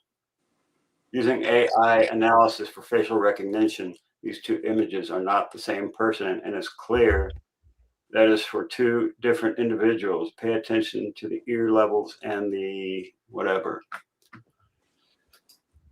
And another thing real quick, I don't want to interrupt you, but I just want to say for anybody else that's listening in the chat tonight, my etiquette on any stream I'm on, when I'm talking, as soon as I finish, I hit the mute button. It's like a walkie-talkie for me, so you don't ever have to worry about any feedback from me, man. Yeah, so that's common etiquette on panels if you have shit going on in the background. Now, when I was first on Dolly Visions, I used to like eat ice cream with like a metal spoon and bang it around. It drove him absolutely psycho. Is there feedback again? Because I don't have anything, No, absolutely anything no. on the background. Okay. Like, it's not me. Roughly 2 hours before he was reportedly found. And then there were the fractures. He noted 3 fractures in Epstein's neck. Not 1, 3. The left thyroid cartilage, the right thyroid cartilage, and the hyoid bone. And he stated that in his decades of reviewing jail suspension, catch my drift, he had never seen 3 fractures like that in what was ruled a self-unaliving. Now, What I think happened is that they went and found some lookalike or something, and somebody took that person's life with a Garrett, and the marks on this guy's neck are straight back. They're not sloping up like they would in a self unsubscribable.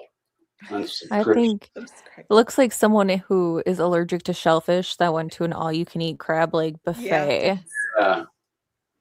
the medical examiner's office stood firmly by their conclusion and stated that those types of fractures can be seen in both self-unaliving suspension and a manual compression. So now you have 2 experienced forensic professionals looking at the same neck and not agreeing. And that's before we even talk about the ligature mark itself. But wait, there's more. Unfortunately, I have been on more calls than I can count where someone made the final irreversible decision using this exact method that allegedly Jeffrey Epstein did. Again, you catch my drift what I'm trying to tell you. People in basements, closets, garages, outdoors, different temperatures, different materials. I have seen it over and over and over again. In fact, I had no idea how many people chose this method of goodbye until I worked corner calls. And there is one thing that is incredibly common in suspension cases like this. People almost always leave themselves a way to adjust the pressure. They kneel on their knees, they lean forward, they shift their weight into it. And that lean of the person is everything. You have to picture the gravity of the situation. Literally, okay? When someone leans forward into that position, gravity pulls downward on the body and then upward on the material. You following me? The mark or the wound, right? It doesn't just sit straight across the middle of the neck. It tracks upward. It climbs and it moves towards the point of suspension. Often you'll see it like angling up behind the ear, up toward the jawline because the body is pulling against it. That upward movement is extremely common. That is what I've seen. That's what we see. I almost wish I could take my hands and like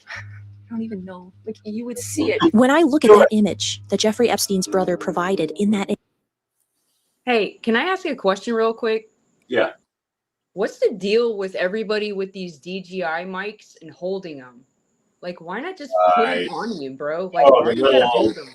The little fluffy wireless. Yeah, That it's drives me it's nuts. it's over whatever price lapel mic and all that, and it's great. I get them. Like I've used them before in like other situations I've worked in, and because I used to manage a music store. I don't know if you've ever heard of the company like Sam Ash. Like they were around for 100 years. They went out of business unfortunately during COVID and all that, but like that's like I see so many people doing it like on all these YouTube videos and whatever, and they're holding them. And it's like, just put it on you.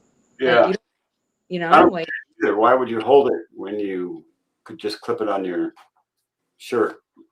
Right. Because they don't know what to do with their hands. Yeah, maybe. Interview. What stands out to me is that the marking appears more mid-neck and pretty much horizontal, right? It doesn't present with that strong upward tracking that I am used to seeing in cases where someone has leaned forward into a suspension point. There even appears to be what looks like a secondary pattern behind it. I mean, correct me if I'm wrong, but I think it looks that way. Almost like a layered compression. Now, could there be explanations for that? Sure. Bodies are complex and different materials behave differently. But based on my experience, if someone were positioned the way his brother described, because in the interview, he describes how Jeffrey Epstein's body was found. And just in case you missed that, I want to reiterate it really quickly. Jeffrey Epstein's buttocks was suspended from the ground when the guards walked in that morning. His feet were out in front of him and he had to be cut down. Again, I would expect to see more upward angulation from the photos. And That means his whole body weight basically is on his neck. And so the thing would go up towards his ear, not straight across. That's just another glaring observation that proves that, to me at least, that she did not die. I just don't see that here. And that's the part that makes me pause the most, because the body. Ellie Powers says it looks like a wire mark, like a garrote. And that's what I think happened. They garroted somebody and they switched them out. And they did the old switcheroo because Jeffrey had so much on so many people that they just had to get him out because he was part of the CIA, probably part of Mossad as well, like Ghislaine was. I hope I don't get struck for saying that, but it's true. He doesn't lie. People do. So now we need to talk about the CPR. Circling back, because this part CPR on a 2-hour-old dead body. bothers me too. If someone has been without circulation for hours, and again, Dr. Baden is suggesting a possible earlier time of death, the body does not feel freshly collapsed. It cools. The skin changes. Blood starts settling. The body starts doing what bodies do when they've been gone for. Morbidity sets in. They get stiff. And when you have a cold stiff, chances of you reviving them are like zero. Less than zero. Why even try? It's like they've got the paddles. Come on, man. It just ain't jiving with the Mabster. For a bit. And I'm sorry, but if you've ever been around a person who has clearly been deceased for a while, you just know, you look at them and you know. So when I see photos of active compressions being performed on Jeffrey Epstein's body, and then it was photographed, like documented in the back of the ambulance, I have so many questions. So you cut him down and then you thought, let's publicly wheel him out of here. We got to document this. I mean, there was some intern in the back of an ambulance and then they're like, hey, grab the camera. You see what I mean? It just seems so weird to me, because this death isn't some random person on the sidewalk who collapsed. This is supposed to be a locked federal facility. There are high-profile inmates in there. This is supposed to be a controlled environment. If someone had been in the position that Jeffrey Epstein was found for a significant amount of time, there are going to be physical indicators that he is no longer with us. That's just physiology. That's not conspiracy. That's how bodies work. And then we're told he may have been gone for roughly hours before his body was discovered. So now I'm supposed to believe we have a potentially hours deceased individual cut down from suspension, placed on a gurney, active compression happening, and someone is also documenting it. That is not something the public is used to seeing. Is it impossible? No. Is it typical? Also no. But when you add that to everything else, the earlier incident, the removal from watch protocol, the cellmate being gone, the camera's not working, the guard's falling asleep, the switch out, the van, the military guy. missing checks on the inmate. There was sorry man, there was one, I can't remember what I was watching, but there was one where they were talking about no matter what, and I hate to say this, I'm not trying to make myself sound like a degenerate or anything, but I'm sure a lot of people that have been in different streams have heard me say this at some point in time. I got a DUI back in the day. All right. I'm not proud of it, whatever. I spent time in jail. I spent about 70 something days in jail, actually. Oh, wow. Yeah. So, I mean, to be honest with you, man, I'm not trying to go down a side story right now, but I basically got a DUI, and then my dumbass, excuse my language, but I did the dumbest thing possible the day before my probation was going to be done. I was supposed to go to a court hearing, and I went out with some friends that night, and Partied your ass off. yeah, and I partied my ass off, and then I got into a car, and I got pulled, and I violated, and they put me in jail, and I spent 70 something days, and like I just totally lost my train of thought, man. Like, damn, shit. Why even start talking about that? Did you learn your lesson? Yeah, I learned my lesson, but what I was gonna say, there was a reason why I started talking about it, and I can't even think about why now. Somebody that was passed away. Wait, what'd you say? You saw somebody that was not alive? No, I didn't do, like, thank God I didn't do anything that caused, a loss of life. I didn't hurt anybody or anything like that. I just literally got pulled over by a cop, and I violated my probation. Right. But I had to spend time in jail, and there was something that was just said, and I'm sorry I just interrupted you. So sorry, man. Like, you're good. Yes, he would have been in the beginning of rigor mortis, or even at the end of rigor mortis. I mean, after 2 to 4 hours, that's lividity has set in. You're stiff, you're cold, and you're not alive. Yeah, and okay, so you're not alive enough to have life-saving measures performed upon yourself. Totally off. Well, not off subject, but totally off what that is. I just want to say real quick, like, I am. Please, anybody in the chat, don't judge me, all right? Especially Mr. Rooster. Okay. But I am 45 years old, and I'm big into music. All right, that's my thing.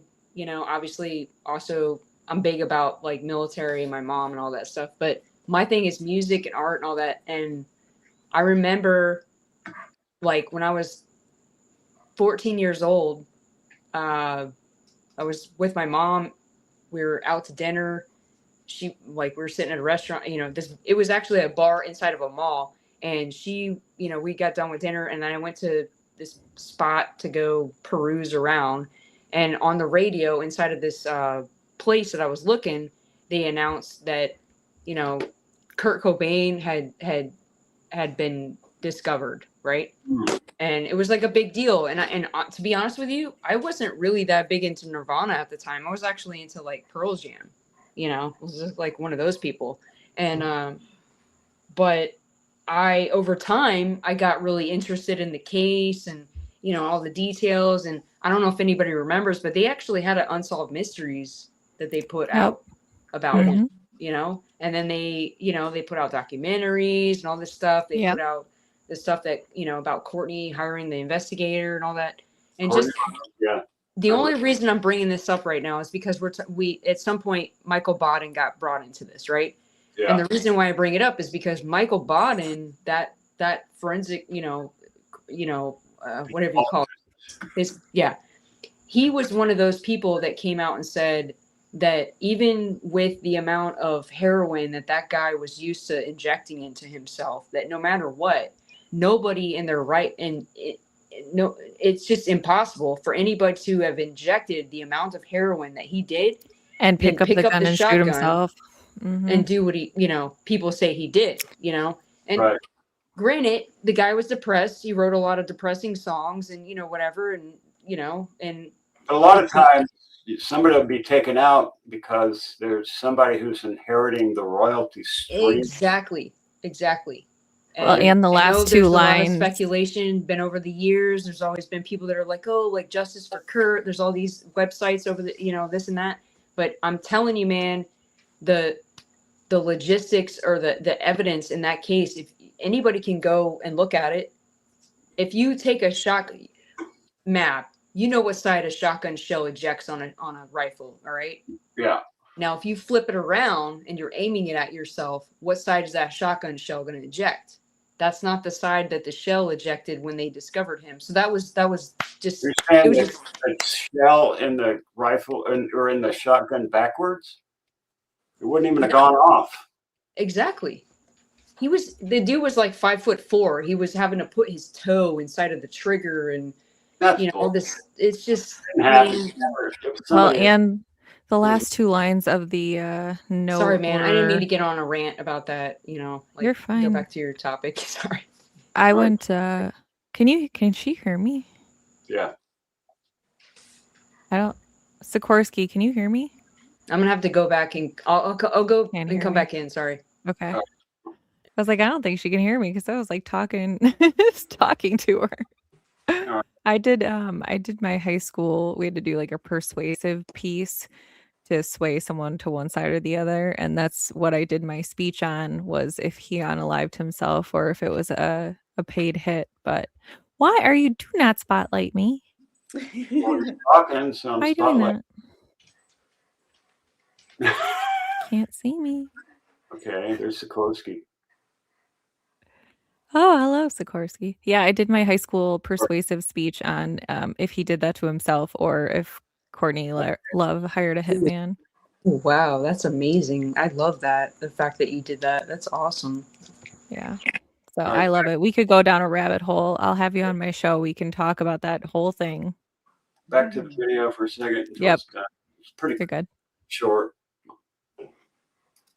The camera malfunction, it doesn't calm the narrative, it makes it louder. I'm not saying I know exactly what happened in that cell, but I am saying that when I look at the totality of this medically, mechanically, procedurally, is that a word? Anyways, it does not feel clean. And then on top of everything, you're going to tell the public that a high-profile federal inmate died alone in his cell and there's no camera footage? We're talking about a federal facility, not a motel, not a storage unit, a locked, monitored housing unit. Storage unit and motels cameras work better than that. Come on, man.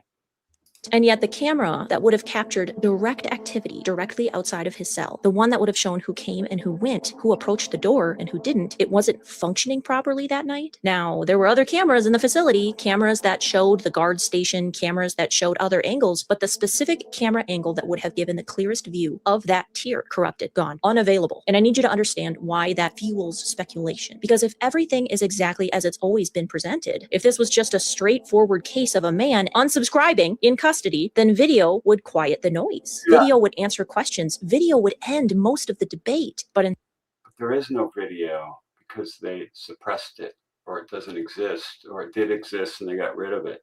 instead, we're told that the footage that would have mattered the most isn't usable. Is that impossible? No. Cameras malfunction, technology fails. But in a case already layered with missing everything, it just doesn't help anything. It doesn't settle anything. It adds another wrinkle. And I need to say this clearly. I'm not a medical examiner. I did not perform this autopsy. I am looking at a photo that was shared publicly, but I have seen a lot of these types of markings in my career. And when I look at this one, something about the way it presents feels different than what I'm used to seeing with a soft material like a sheet. Sheets are fabric. They have give to them. Even when Did you see the picture of his cell afterwards where there was like 25 orange sheets strewn about?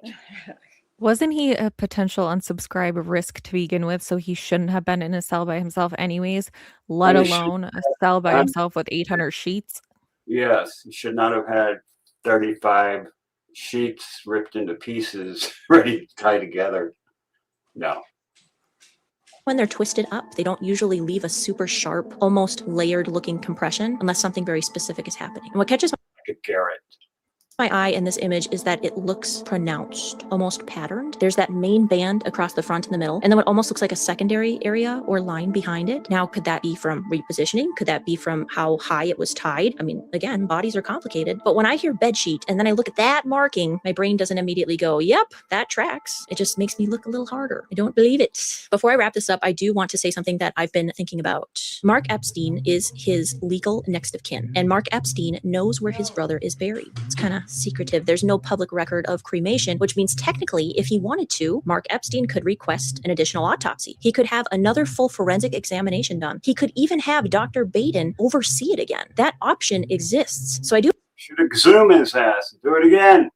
Find myself wondering, why hasn't that happened? Now, I'm not saying that means something sinister. Exhumations are expensive and they're emotional. They reopen wounds. There are very real reasons someone might not want to go through that, and I understand that. But when you publicly question the findings and you have the legal ability to pursue another examination, it's a fair thing for people to ask about. Nobody's asking it, so I guess I will. And I think this is where the bigger conversation comes in. I keep seeing talks of people saying, why are Americans still obsessed with this case? Why does this keep coming up? Because this Jeffrey Epstein case hits differently. This wasn't just a random criminal. This was someone connected to powerful, wealthy, well-known people, names we recognize, institutions we were taught to trust. And when someone like that dies in federal custody under layers and layers of weird circumstances, people don't just move on. For a lot of Americans, this felt like one of the first moments where they looked at the system and thought, wait, is everything as solid as we think it is? And whether you believe the official ruling or if you question it, the reason this case won't go away is because it feels unresolved. Coincidence after coincidence after coincidence. At some point, people stop calling it coincidence or random, and they just start calling it strange, because it is strange. And that doesn't mean every theory online is correct, but it does mean the public isn't crazy for asking questions. So if there are documents you've seen that I haven't, if there are details you think I should break down more, put them in the comments, because whether this was exactly as ruled or whether history eventually sees it differently, the mechanics matter. And right now, the mechanics don't feel good. I don't like it. I don't know why more people aren't talking about this autopsy photos. So I don't deal in rumors. I deal in bodies, and bodies tell stories. When I look at the timing, the markings, the fractures, the handling, it doesn't read simple to me. I have more questions than answers. Maybe one day we'll have every piece of this puzzle, and if more files drop, you already know I'll be back and we'll go through them together. But until then, I'll just keep looking at the science. So make sure you're subscribed, because if this case teaches us anything, it's that the details matter. And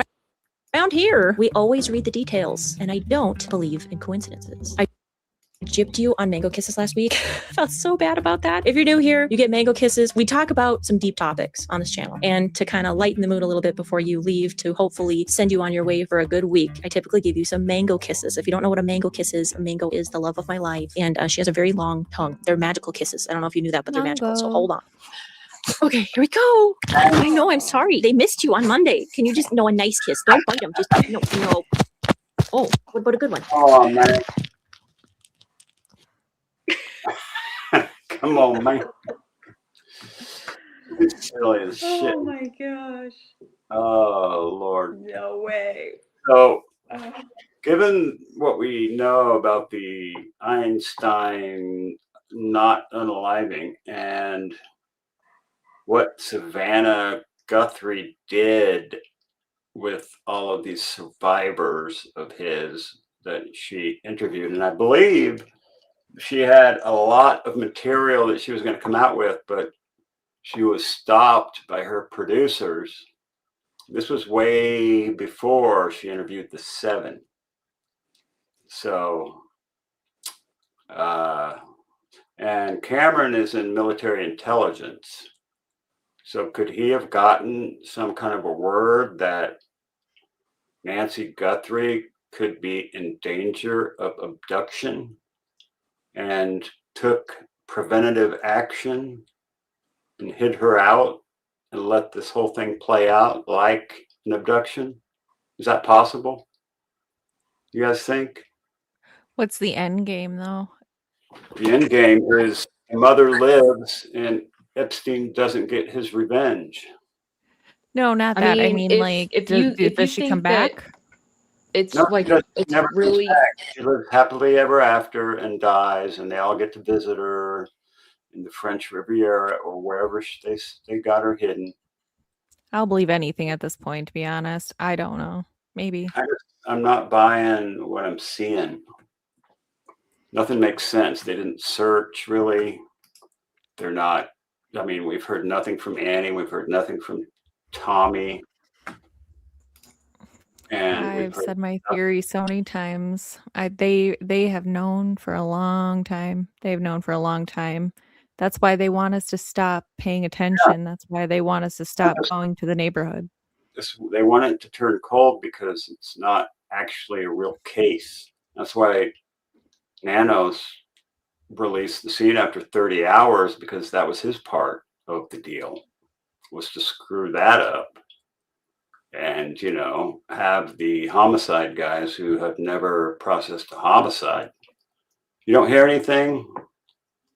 You should. There's no video playing. That's probably why you don't hear any of I that. think she says we won't hear what happened to her. Oh, we I think won't that's hear. what she meant. We won't hear anything. All we will hear is remains unsolved. So And do you guys think there's any possibility that she could have, like, you know, been helped to get evaded somewhere, and this is kind of like some weird cover up kind of thing? yeah, Is what you're yeah, saying? yeah. I think she got. You could call it wit sick if you want.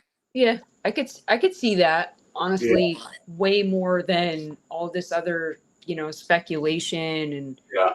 you know, whatever. But I've always held that belief that either one, it was him, Epstein, taking revenge on Savannah and making her hurt for the rest of her life by eliminating her mother, or they found out about that attempt and hid her out themselves and let it play out to a cold case, in which case they would want to get rid of the news, get rid of the YouTubers, get rid of the case, make it go cold.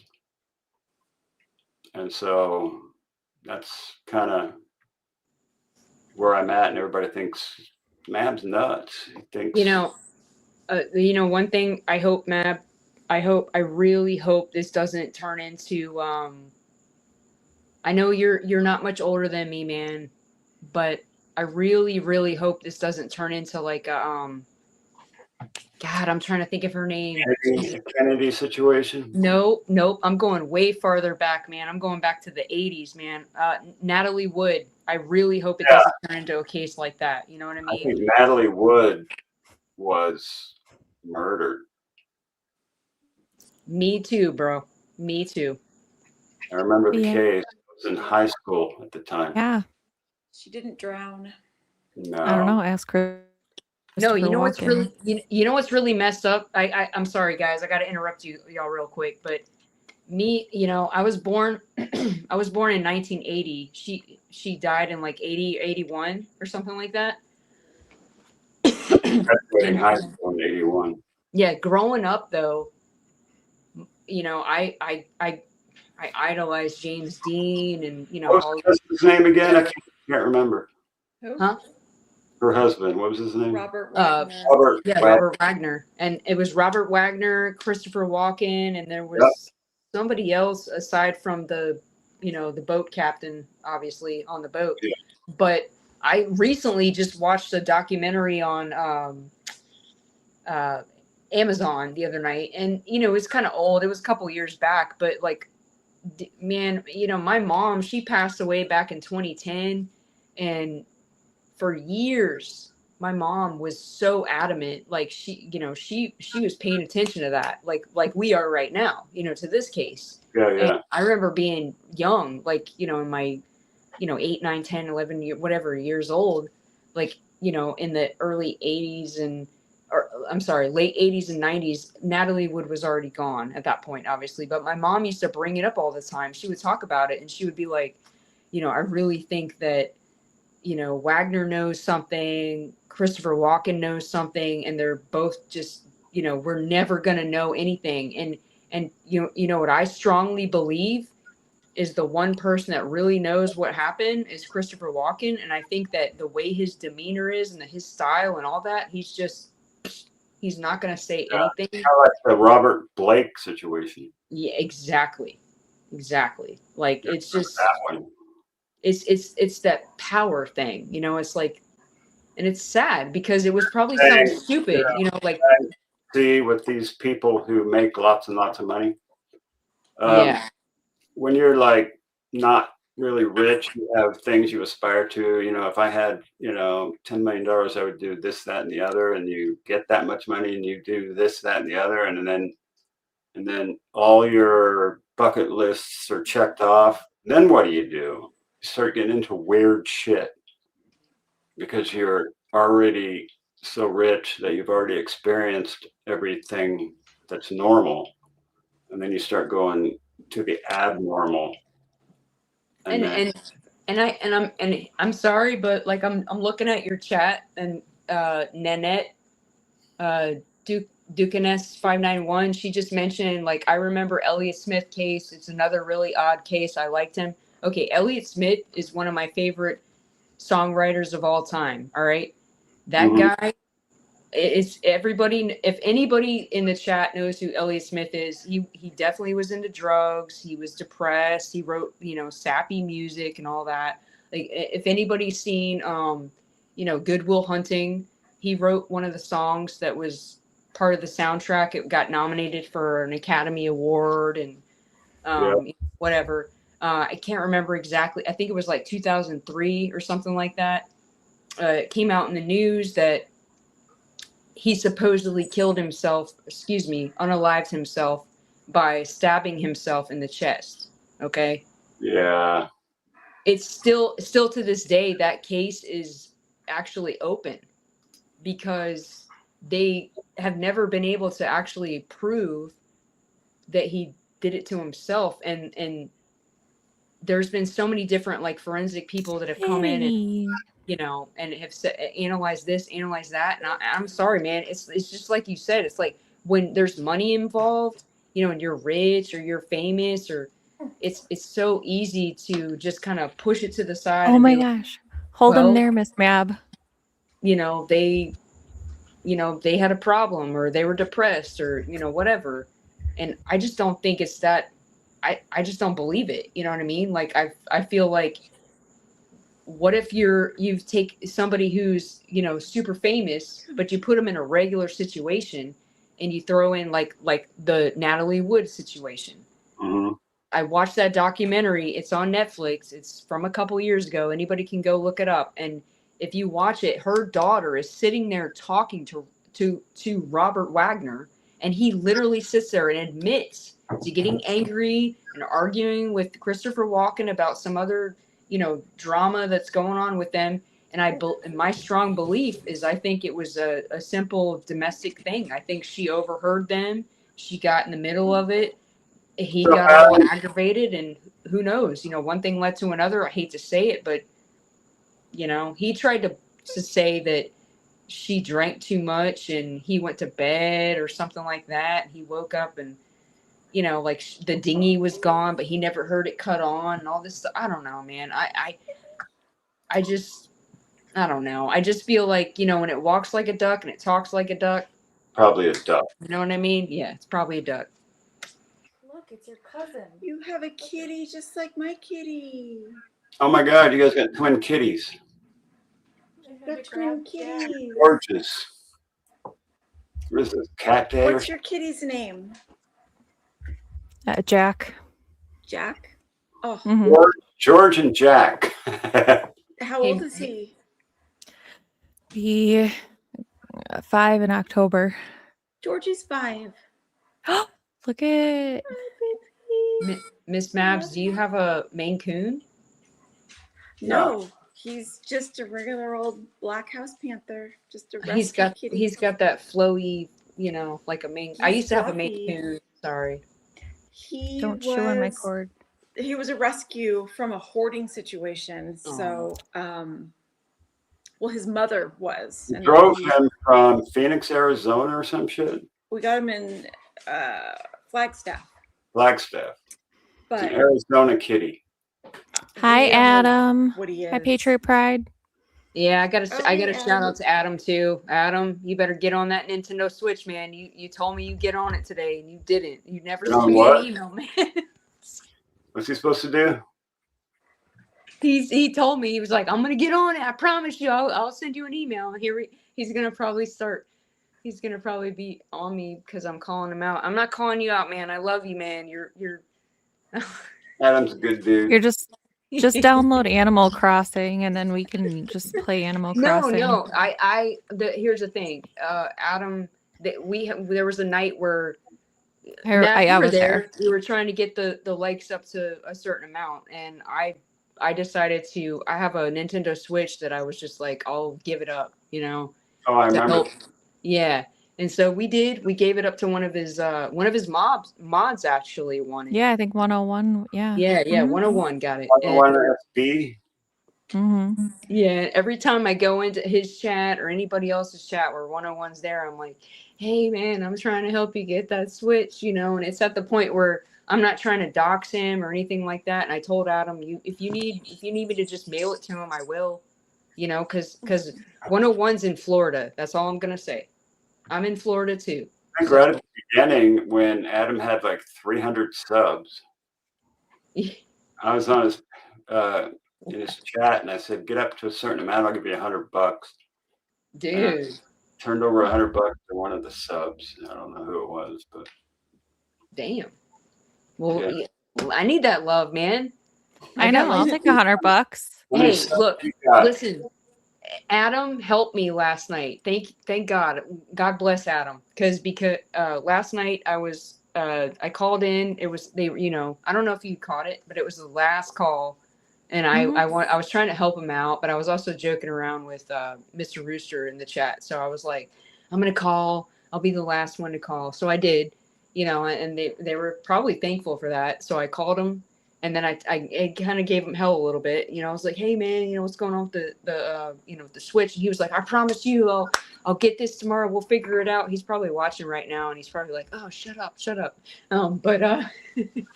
But we got that squared away, and you know, and I don't have any problem with it. I just want to make sure I can. Sikorsky, how many subs you got? Dude, I went from 11 subs to.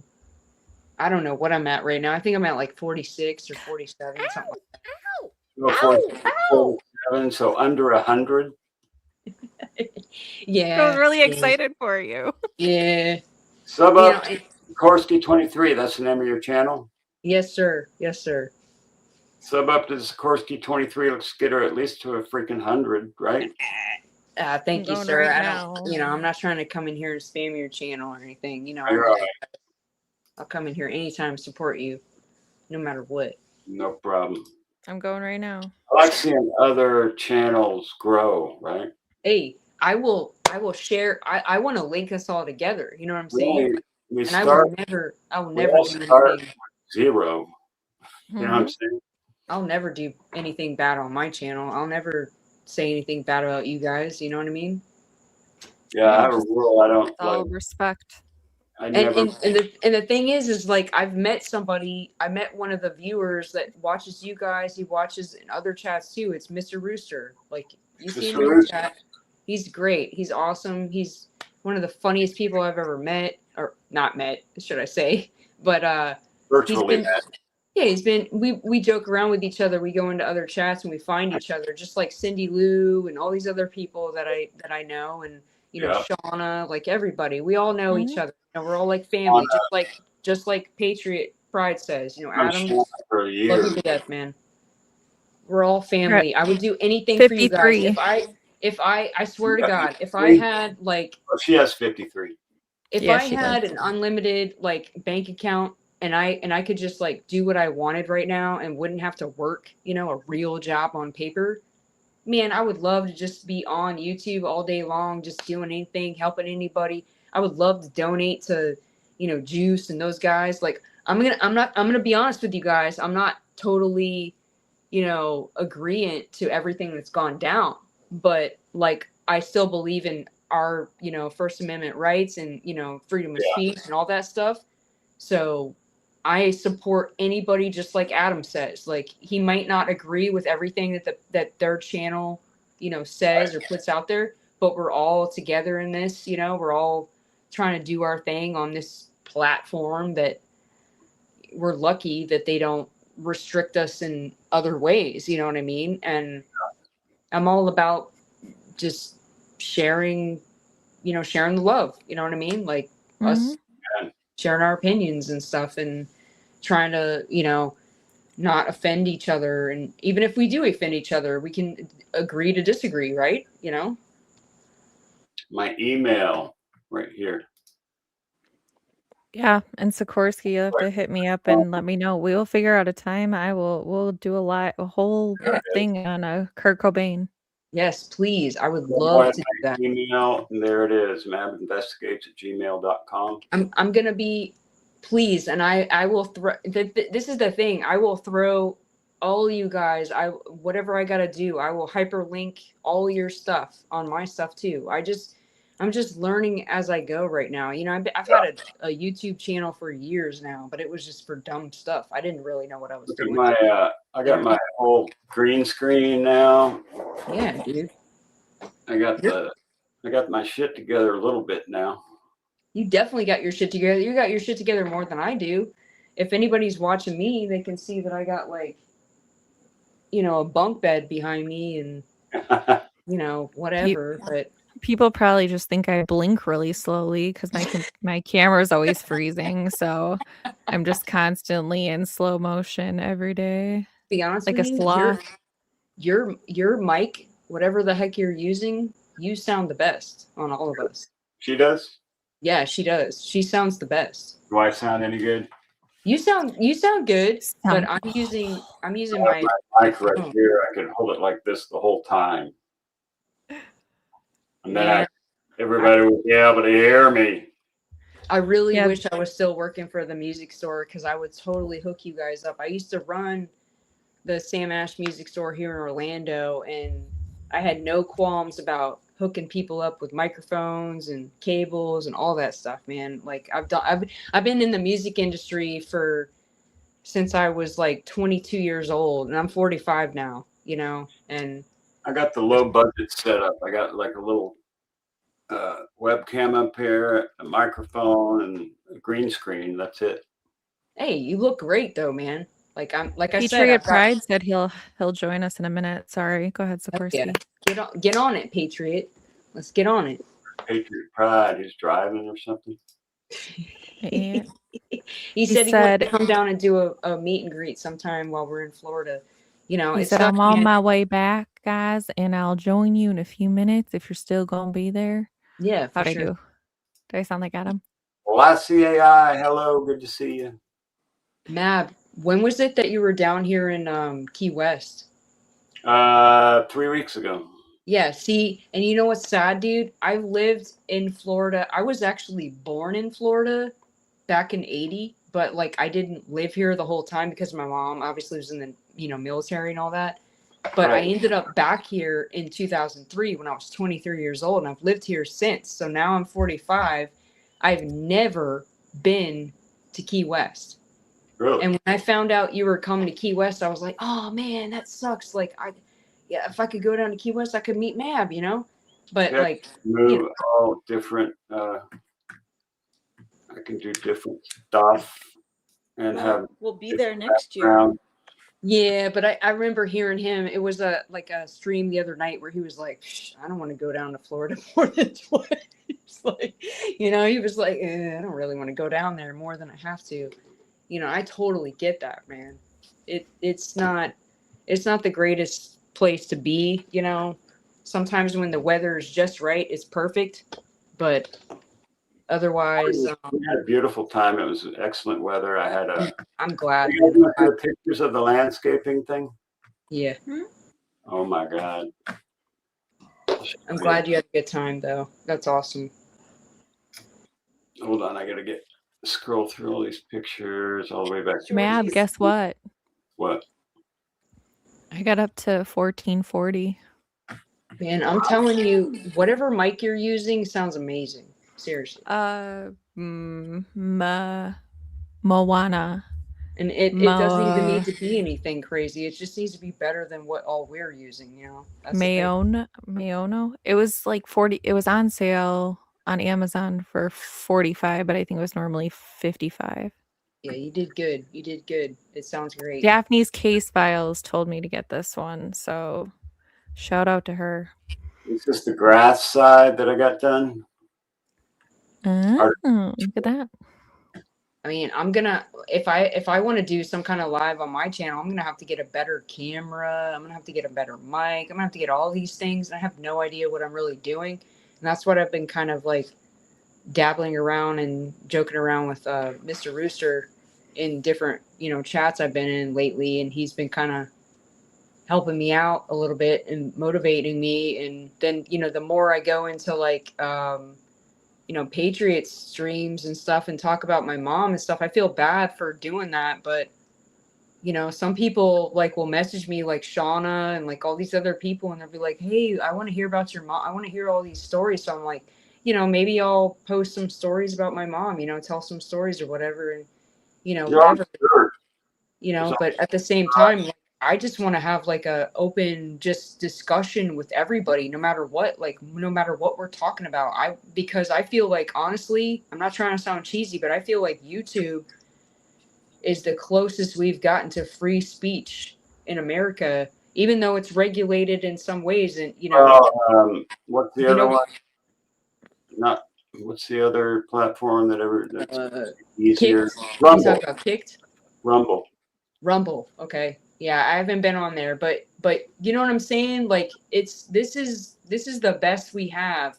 Yeah. To being able to, like, there was a stream I was in earlier tonight. I think it was I don't remember who it was, but there was somebody else that was talking to me, and we were talking about how, man, this is almost like back in the day when you used to go into chat rooms and, you know, AOL. You remember the AOL chat rooms? You've got mail. Yeah, exactly. And this is like AOL on steroids. You know what I mean? ASL. Yeah, you've got everything. You get that CD in the mail every 15 weeks or whatever, you know, and you like, Yeah, you yes. redo your membership, you know, and yep. It was just like you hear that. You guys have last words. We're gonna PTSD. Yeah. We're gonna be shutting this down pretty quick here. Adam, drive quicker. Yeah, get on here, Adam. Where you at? Where you at, Adam? Adam. He was probably like, "Oh shit!" There he is. Excuse my language. She was probably like, "Oh crap!" She was throwing me out there to the wolves. What's going on? What's up, everybody? Oh, Adam, hey man. How are Oh, you you got the guys? glasses on. Look at that. Yeah, I'm chilling tonight. Tonight's just a little chill night. Yeah, it's just a little Chilling today after I hurt my back, freaking pouring concrete. No, You got to take it easy, man. I'm taking it easy today. That's for damn sure. How is everybody? Good to see you, man. It's good to see y'all. Thank you for inviting me, man. I appreciate it. No problem. What are we discussing? I haven't been watching. So what are you guys talking about tonight? We were talking about how shitty your channel was. It's pretty bad. It is pretty bad. No, we were talking about I Epstein. didn't say that. No. She's like, I didn't say that. Kind of showing the all of the inconsistencies about the Epstein hanging story. Yeah. And how it doesn't make a damn bit of sense. Oh, I was going to say, like, you wouldn't do CPR on a body that's already gone also because you don't want to damage the body any further. I mean, you do CPR, you're breaking ribs. I mean, it's very involved. You wouldn't do that. You're just abusing a corpse at that point. Right. Jail them. Jail the jailers. So the cameras weren't working. Everything happened perfectly so that there was no pictures or evidence of anything. And the ones they did show were not good, not right, didn't make any sense, according to the mortician. I had one more video I was going to do, but we're kind of winding down towards the end. Going to hang out with the old lady for a little while before we hit the hay. Cool. Yeah. Family time is the most important time. For time. you, man. I'm sorry. Right. What's that? I didn't mean to throw things off for you, man. No, you're good. I control the channel, so if you were doing something idiotic, I'd stop you. I got anything new on Nancy, ma'am? Not really. They stole the memorial, I guess, and tracked it down in some apartment complex dumpster. Why would they do that? I think they want the case to go cold. They don't want anybody around. They don't want anybody covering it. They just want it gone. Yeah, well, the reason, hey, everybody that's saying hello, thank you guys. The reason they want it done, Mab, in my opinion, 857 and I was kind of discussing this the other night. Allegedly, Mark Kelly's going to run for president, and allegedly, and so that's why they don't want the eyes on this, on that whole area.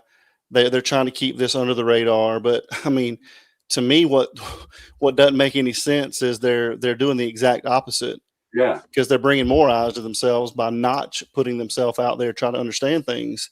right. You know, the bad thing about Nanos is he's such a control freak and a narcissist and all the words that go along with it, that he'd rather not solve a case but have his narrative out. Yeah. Instead of not worry about what his narrative is and ask for help from other people. And historically, you can see that throughout his career that he only cares about his control, and to me that's what the unfortunate thing is. Hey, Adam, I'm sorry to interrupt you, man. Who are you talking about? Who's running for president? Mark Kelly. Yeah, look into Mark Kelly. Is he a congressman or a senator or what? In Tucson. Senator. All right. Senator. Senator. In Arizona, yeah. Democrat? Yeah. I have a question for Adam. And so yes, ma'am. No, you and can finish your thought. one thing, I don't mean to interrupt you, but I may have missed something from you last night. If you, and I'm sorry if I did, but thank you for everything. I just want to say that. No problem. Yeah, no, that's okay. But I'm glad that, Jess is doing better and Michelle's doing better. And, so we care about our family, our community here. It's kind of just become a little family. But yeah, no problem. Yeah, my question. So I brought this up earlier. So you've heard about this Zach guy. He was on JLR the other night. Knows Luke, I think. And do you know who I'm talking about? Yeah. I was able to interview him. We were on a panel together, remember? Yeah. And DGL was on. I think no. Sleuth was in there asking him questions too. So Jen Coffendaffer was reviewing stuff earlier, and she had put on the video of Harvey Levin when he was talking about the ransom note. And he said that the person specifically put in there that they weren't involved and that they wanted us to know that they've been out of the country for a few years. And I just kind of put two and two together because that's his claim, is that he's been out of the country. I'm like, do you think it could be involved? I don't think this guy's, in my opinion, I don't think he's got anything to do with this. I don't either. I think that it was collateral damage and he was just in a photo that Luke had liked, maybe, and they put this guy's face up against the porch guy's face, and just by a connection of him being in the wrong place at the wrong time, I think that's the only reason his name got out there.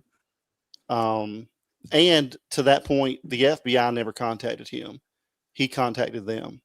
So if the FBI thought this guy had something to do with it, they would be on it. Yeah. And then did you see that Juanita Adame with the dispatch? I didn't bring this up, so anybody the dispatch? Yeah. Yeah.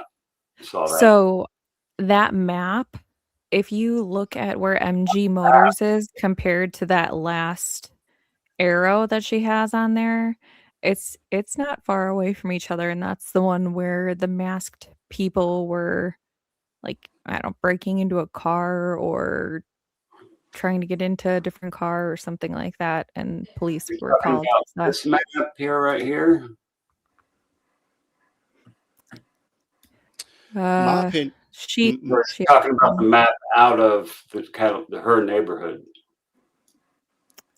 So she did a whole video and went over the timeline, and it kind of went down Camino Real, and then there was another one on 32nd and Gulf Links or something, and then it went over past the 10, or right before the 10 or right beyond the 10.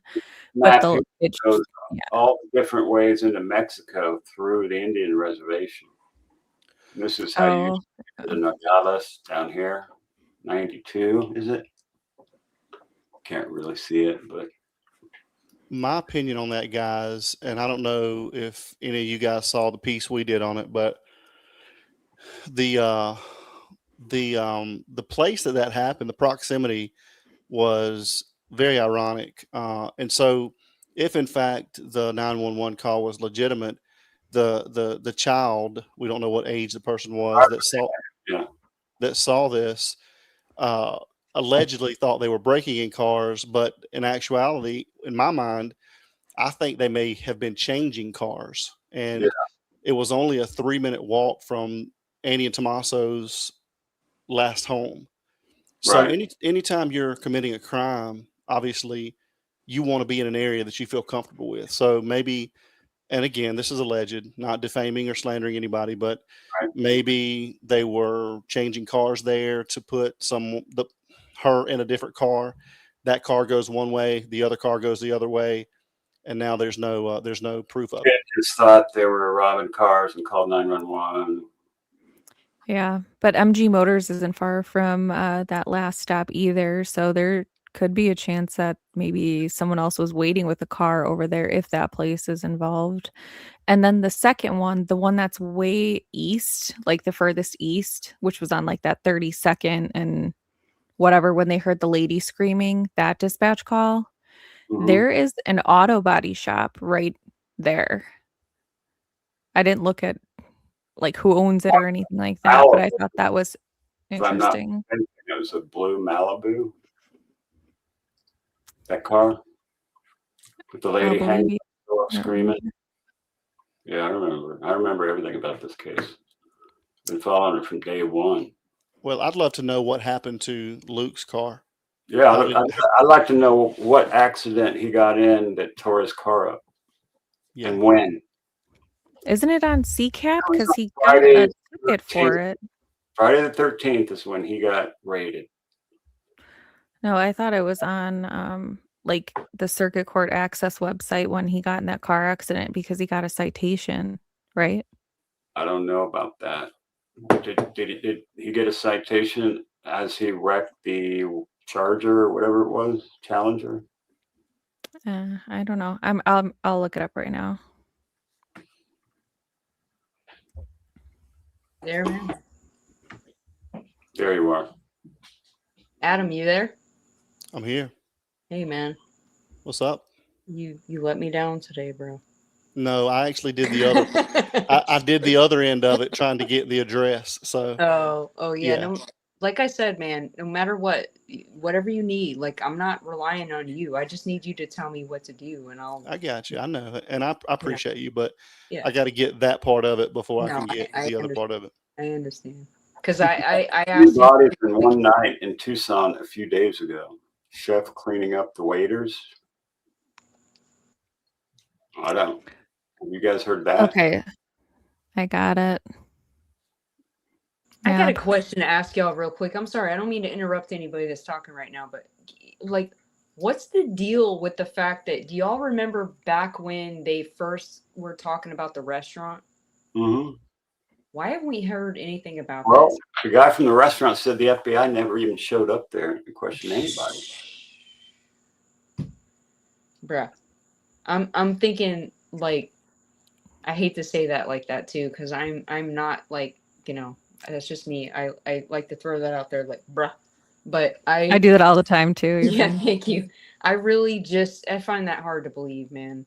You know, if Savannah came to Tucson to do that segment that she did, and she went to that restaurant, and then she, you know, whatever, like, that has to be the number one first lead. You know what I mean? In my opinion. The restaurant clearly on the video says, no, we haven't heard anything from the FBI or nobody. Yeah, that's fine and dandy, but I'm still stuck on that. Like, me being somebody that I'm not trying to make excuses, but anybody in the chat knows what I'm talking about. I'm a Virgo, okay? I'm super analytical. That explains everything. Yes. Thank you. I don't like confrontation. I'm a Virgo. I'm so Virgo. Virgo. And I have to know everything, and I need to know it right now, okay? And I need to I need the answer. And that's why I'm like bugging, Adam about like, hey, what's up with the, that's just my style.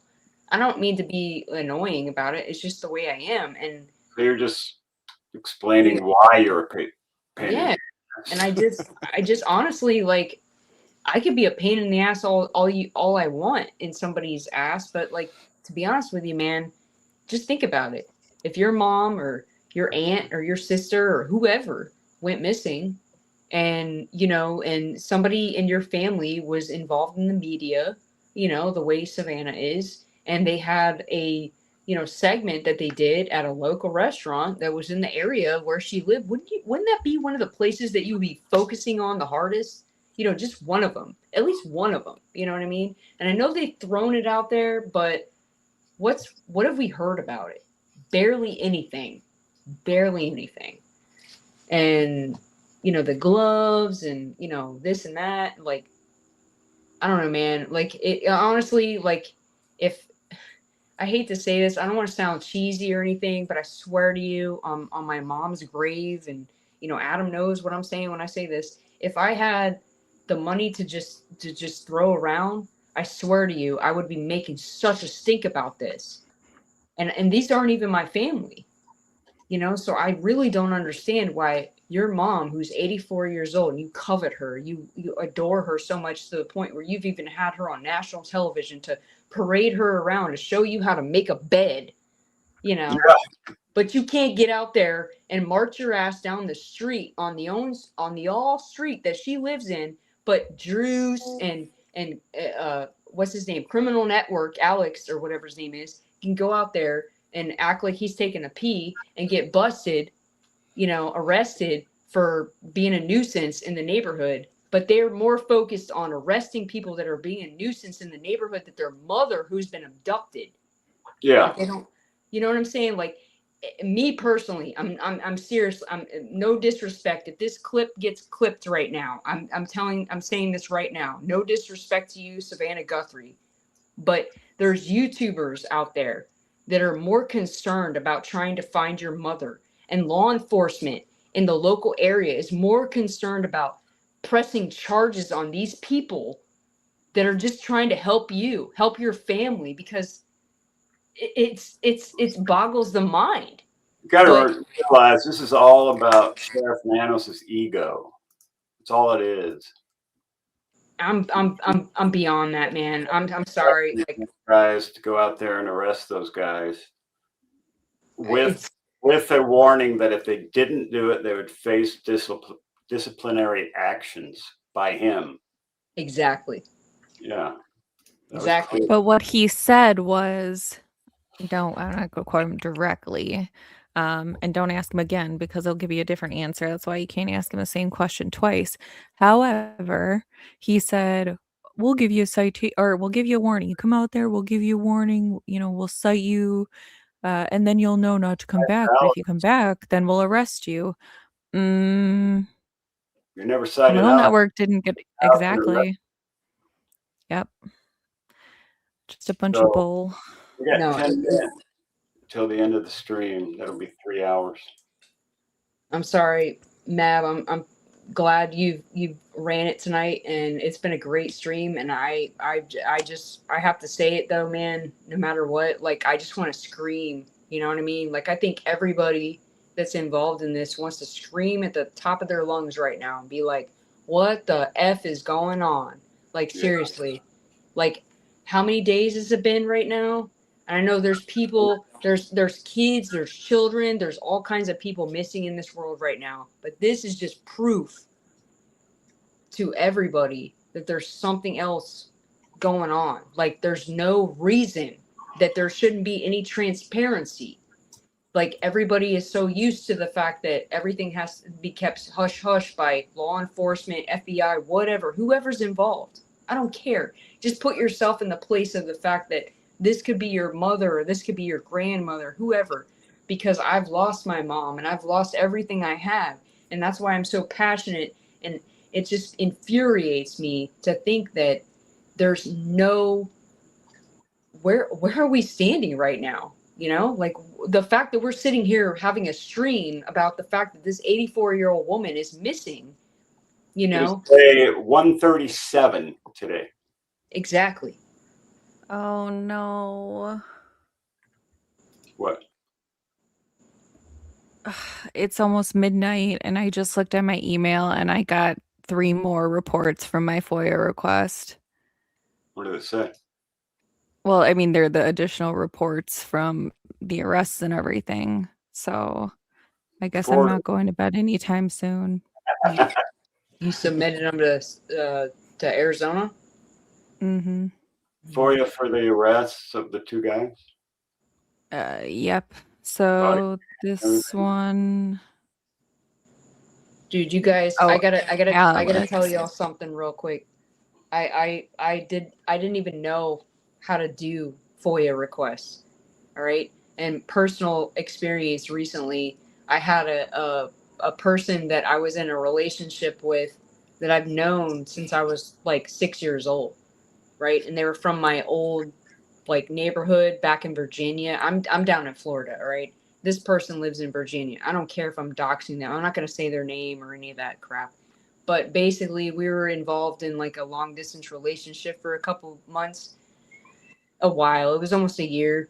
And I was about to move, you know, and they were like, yeah, I'll come get you and all this stuff. It was a whole bunch of details y'all don't need to know about. But basically, it got to the point where it got real shady and I was getting kind of irritated about, you know, things. And hey, Shauna, I see you in the chat. But basically they were lying to me and stuff. And I started getting kind of weary and I've been watching you guys, you know, and I was thinking, oh my gosh, like this guy was telling me that he was a police officer and that his wife had cheated on him with 3 different police officers and he couldn't look them in the eye anymore. So he decided not to be a cop anymore, right? Anybody and their brother in the chat right now would be like, you're a dumbass for thinking that you believe that, right? But I was, you know, whatever. He built all this trust with me on our childhood memories. So at some point I got fed up, you know, and I decided to hit up my friend that still lives in Virginia, and she decided to send a freedom of action, whatever request to this police department.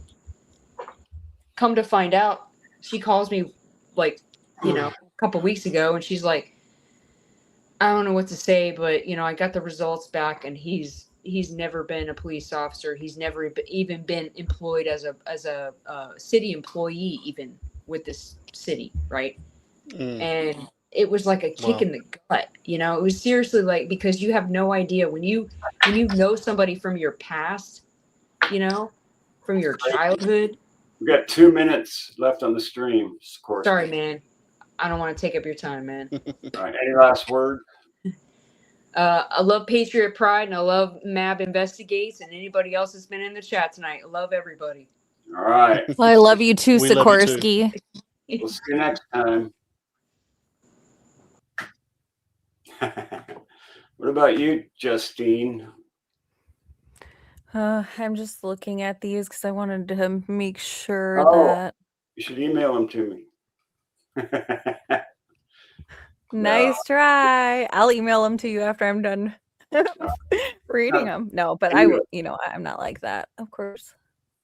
Deal. So you got your FOIA requests to deal with. Yep. So I still didn't get any of the calls yet, but it did say in the email that they are working on either the CAD logs or whatever. So Alex's is like 17 pages, whatever this one is 12 and the other one's 10. So that'll be my night.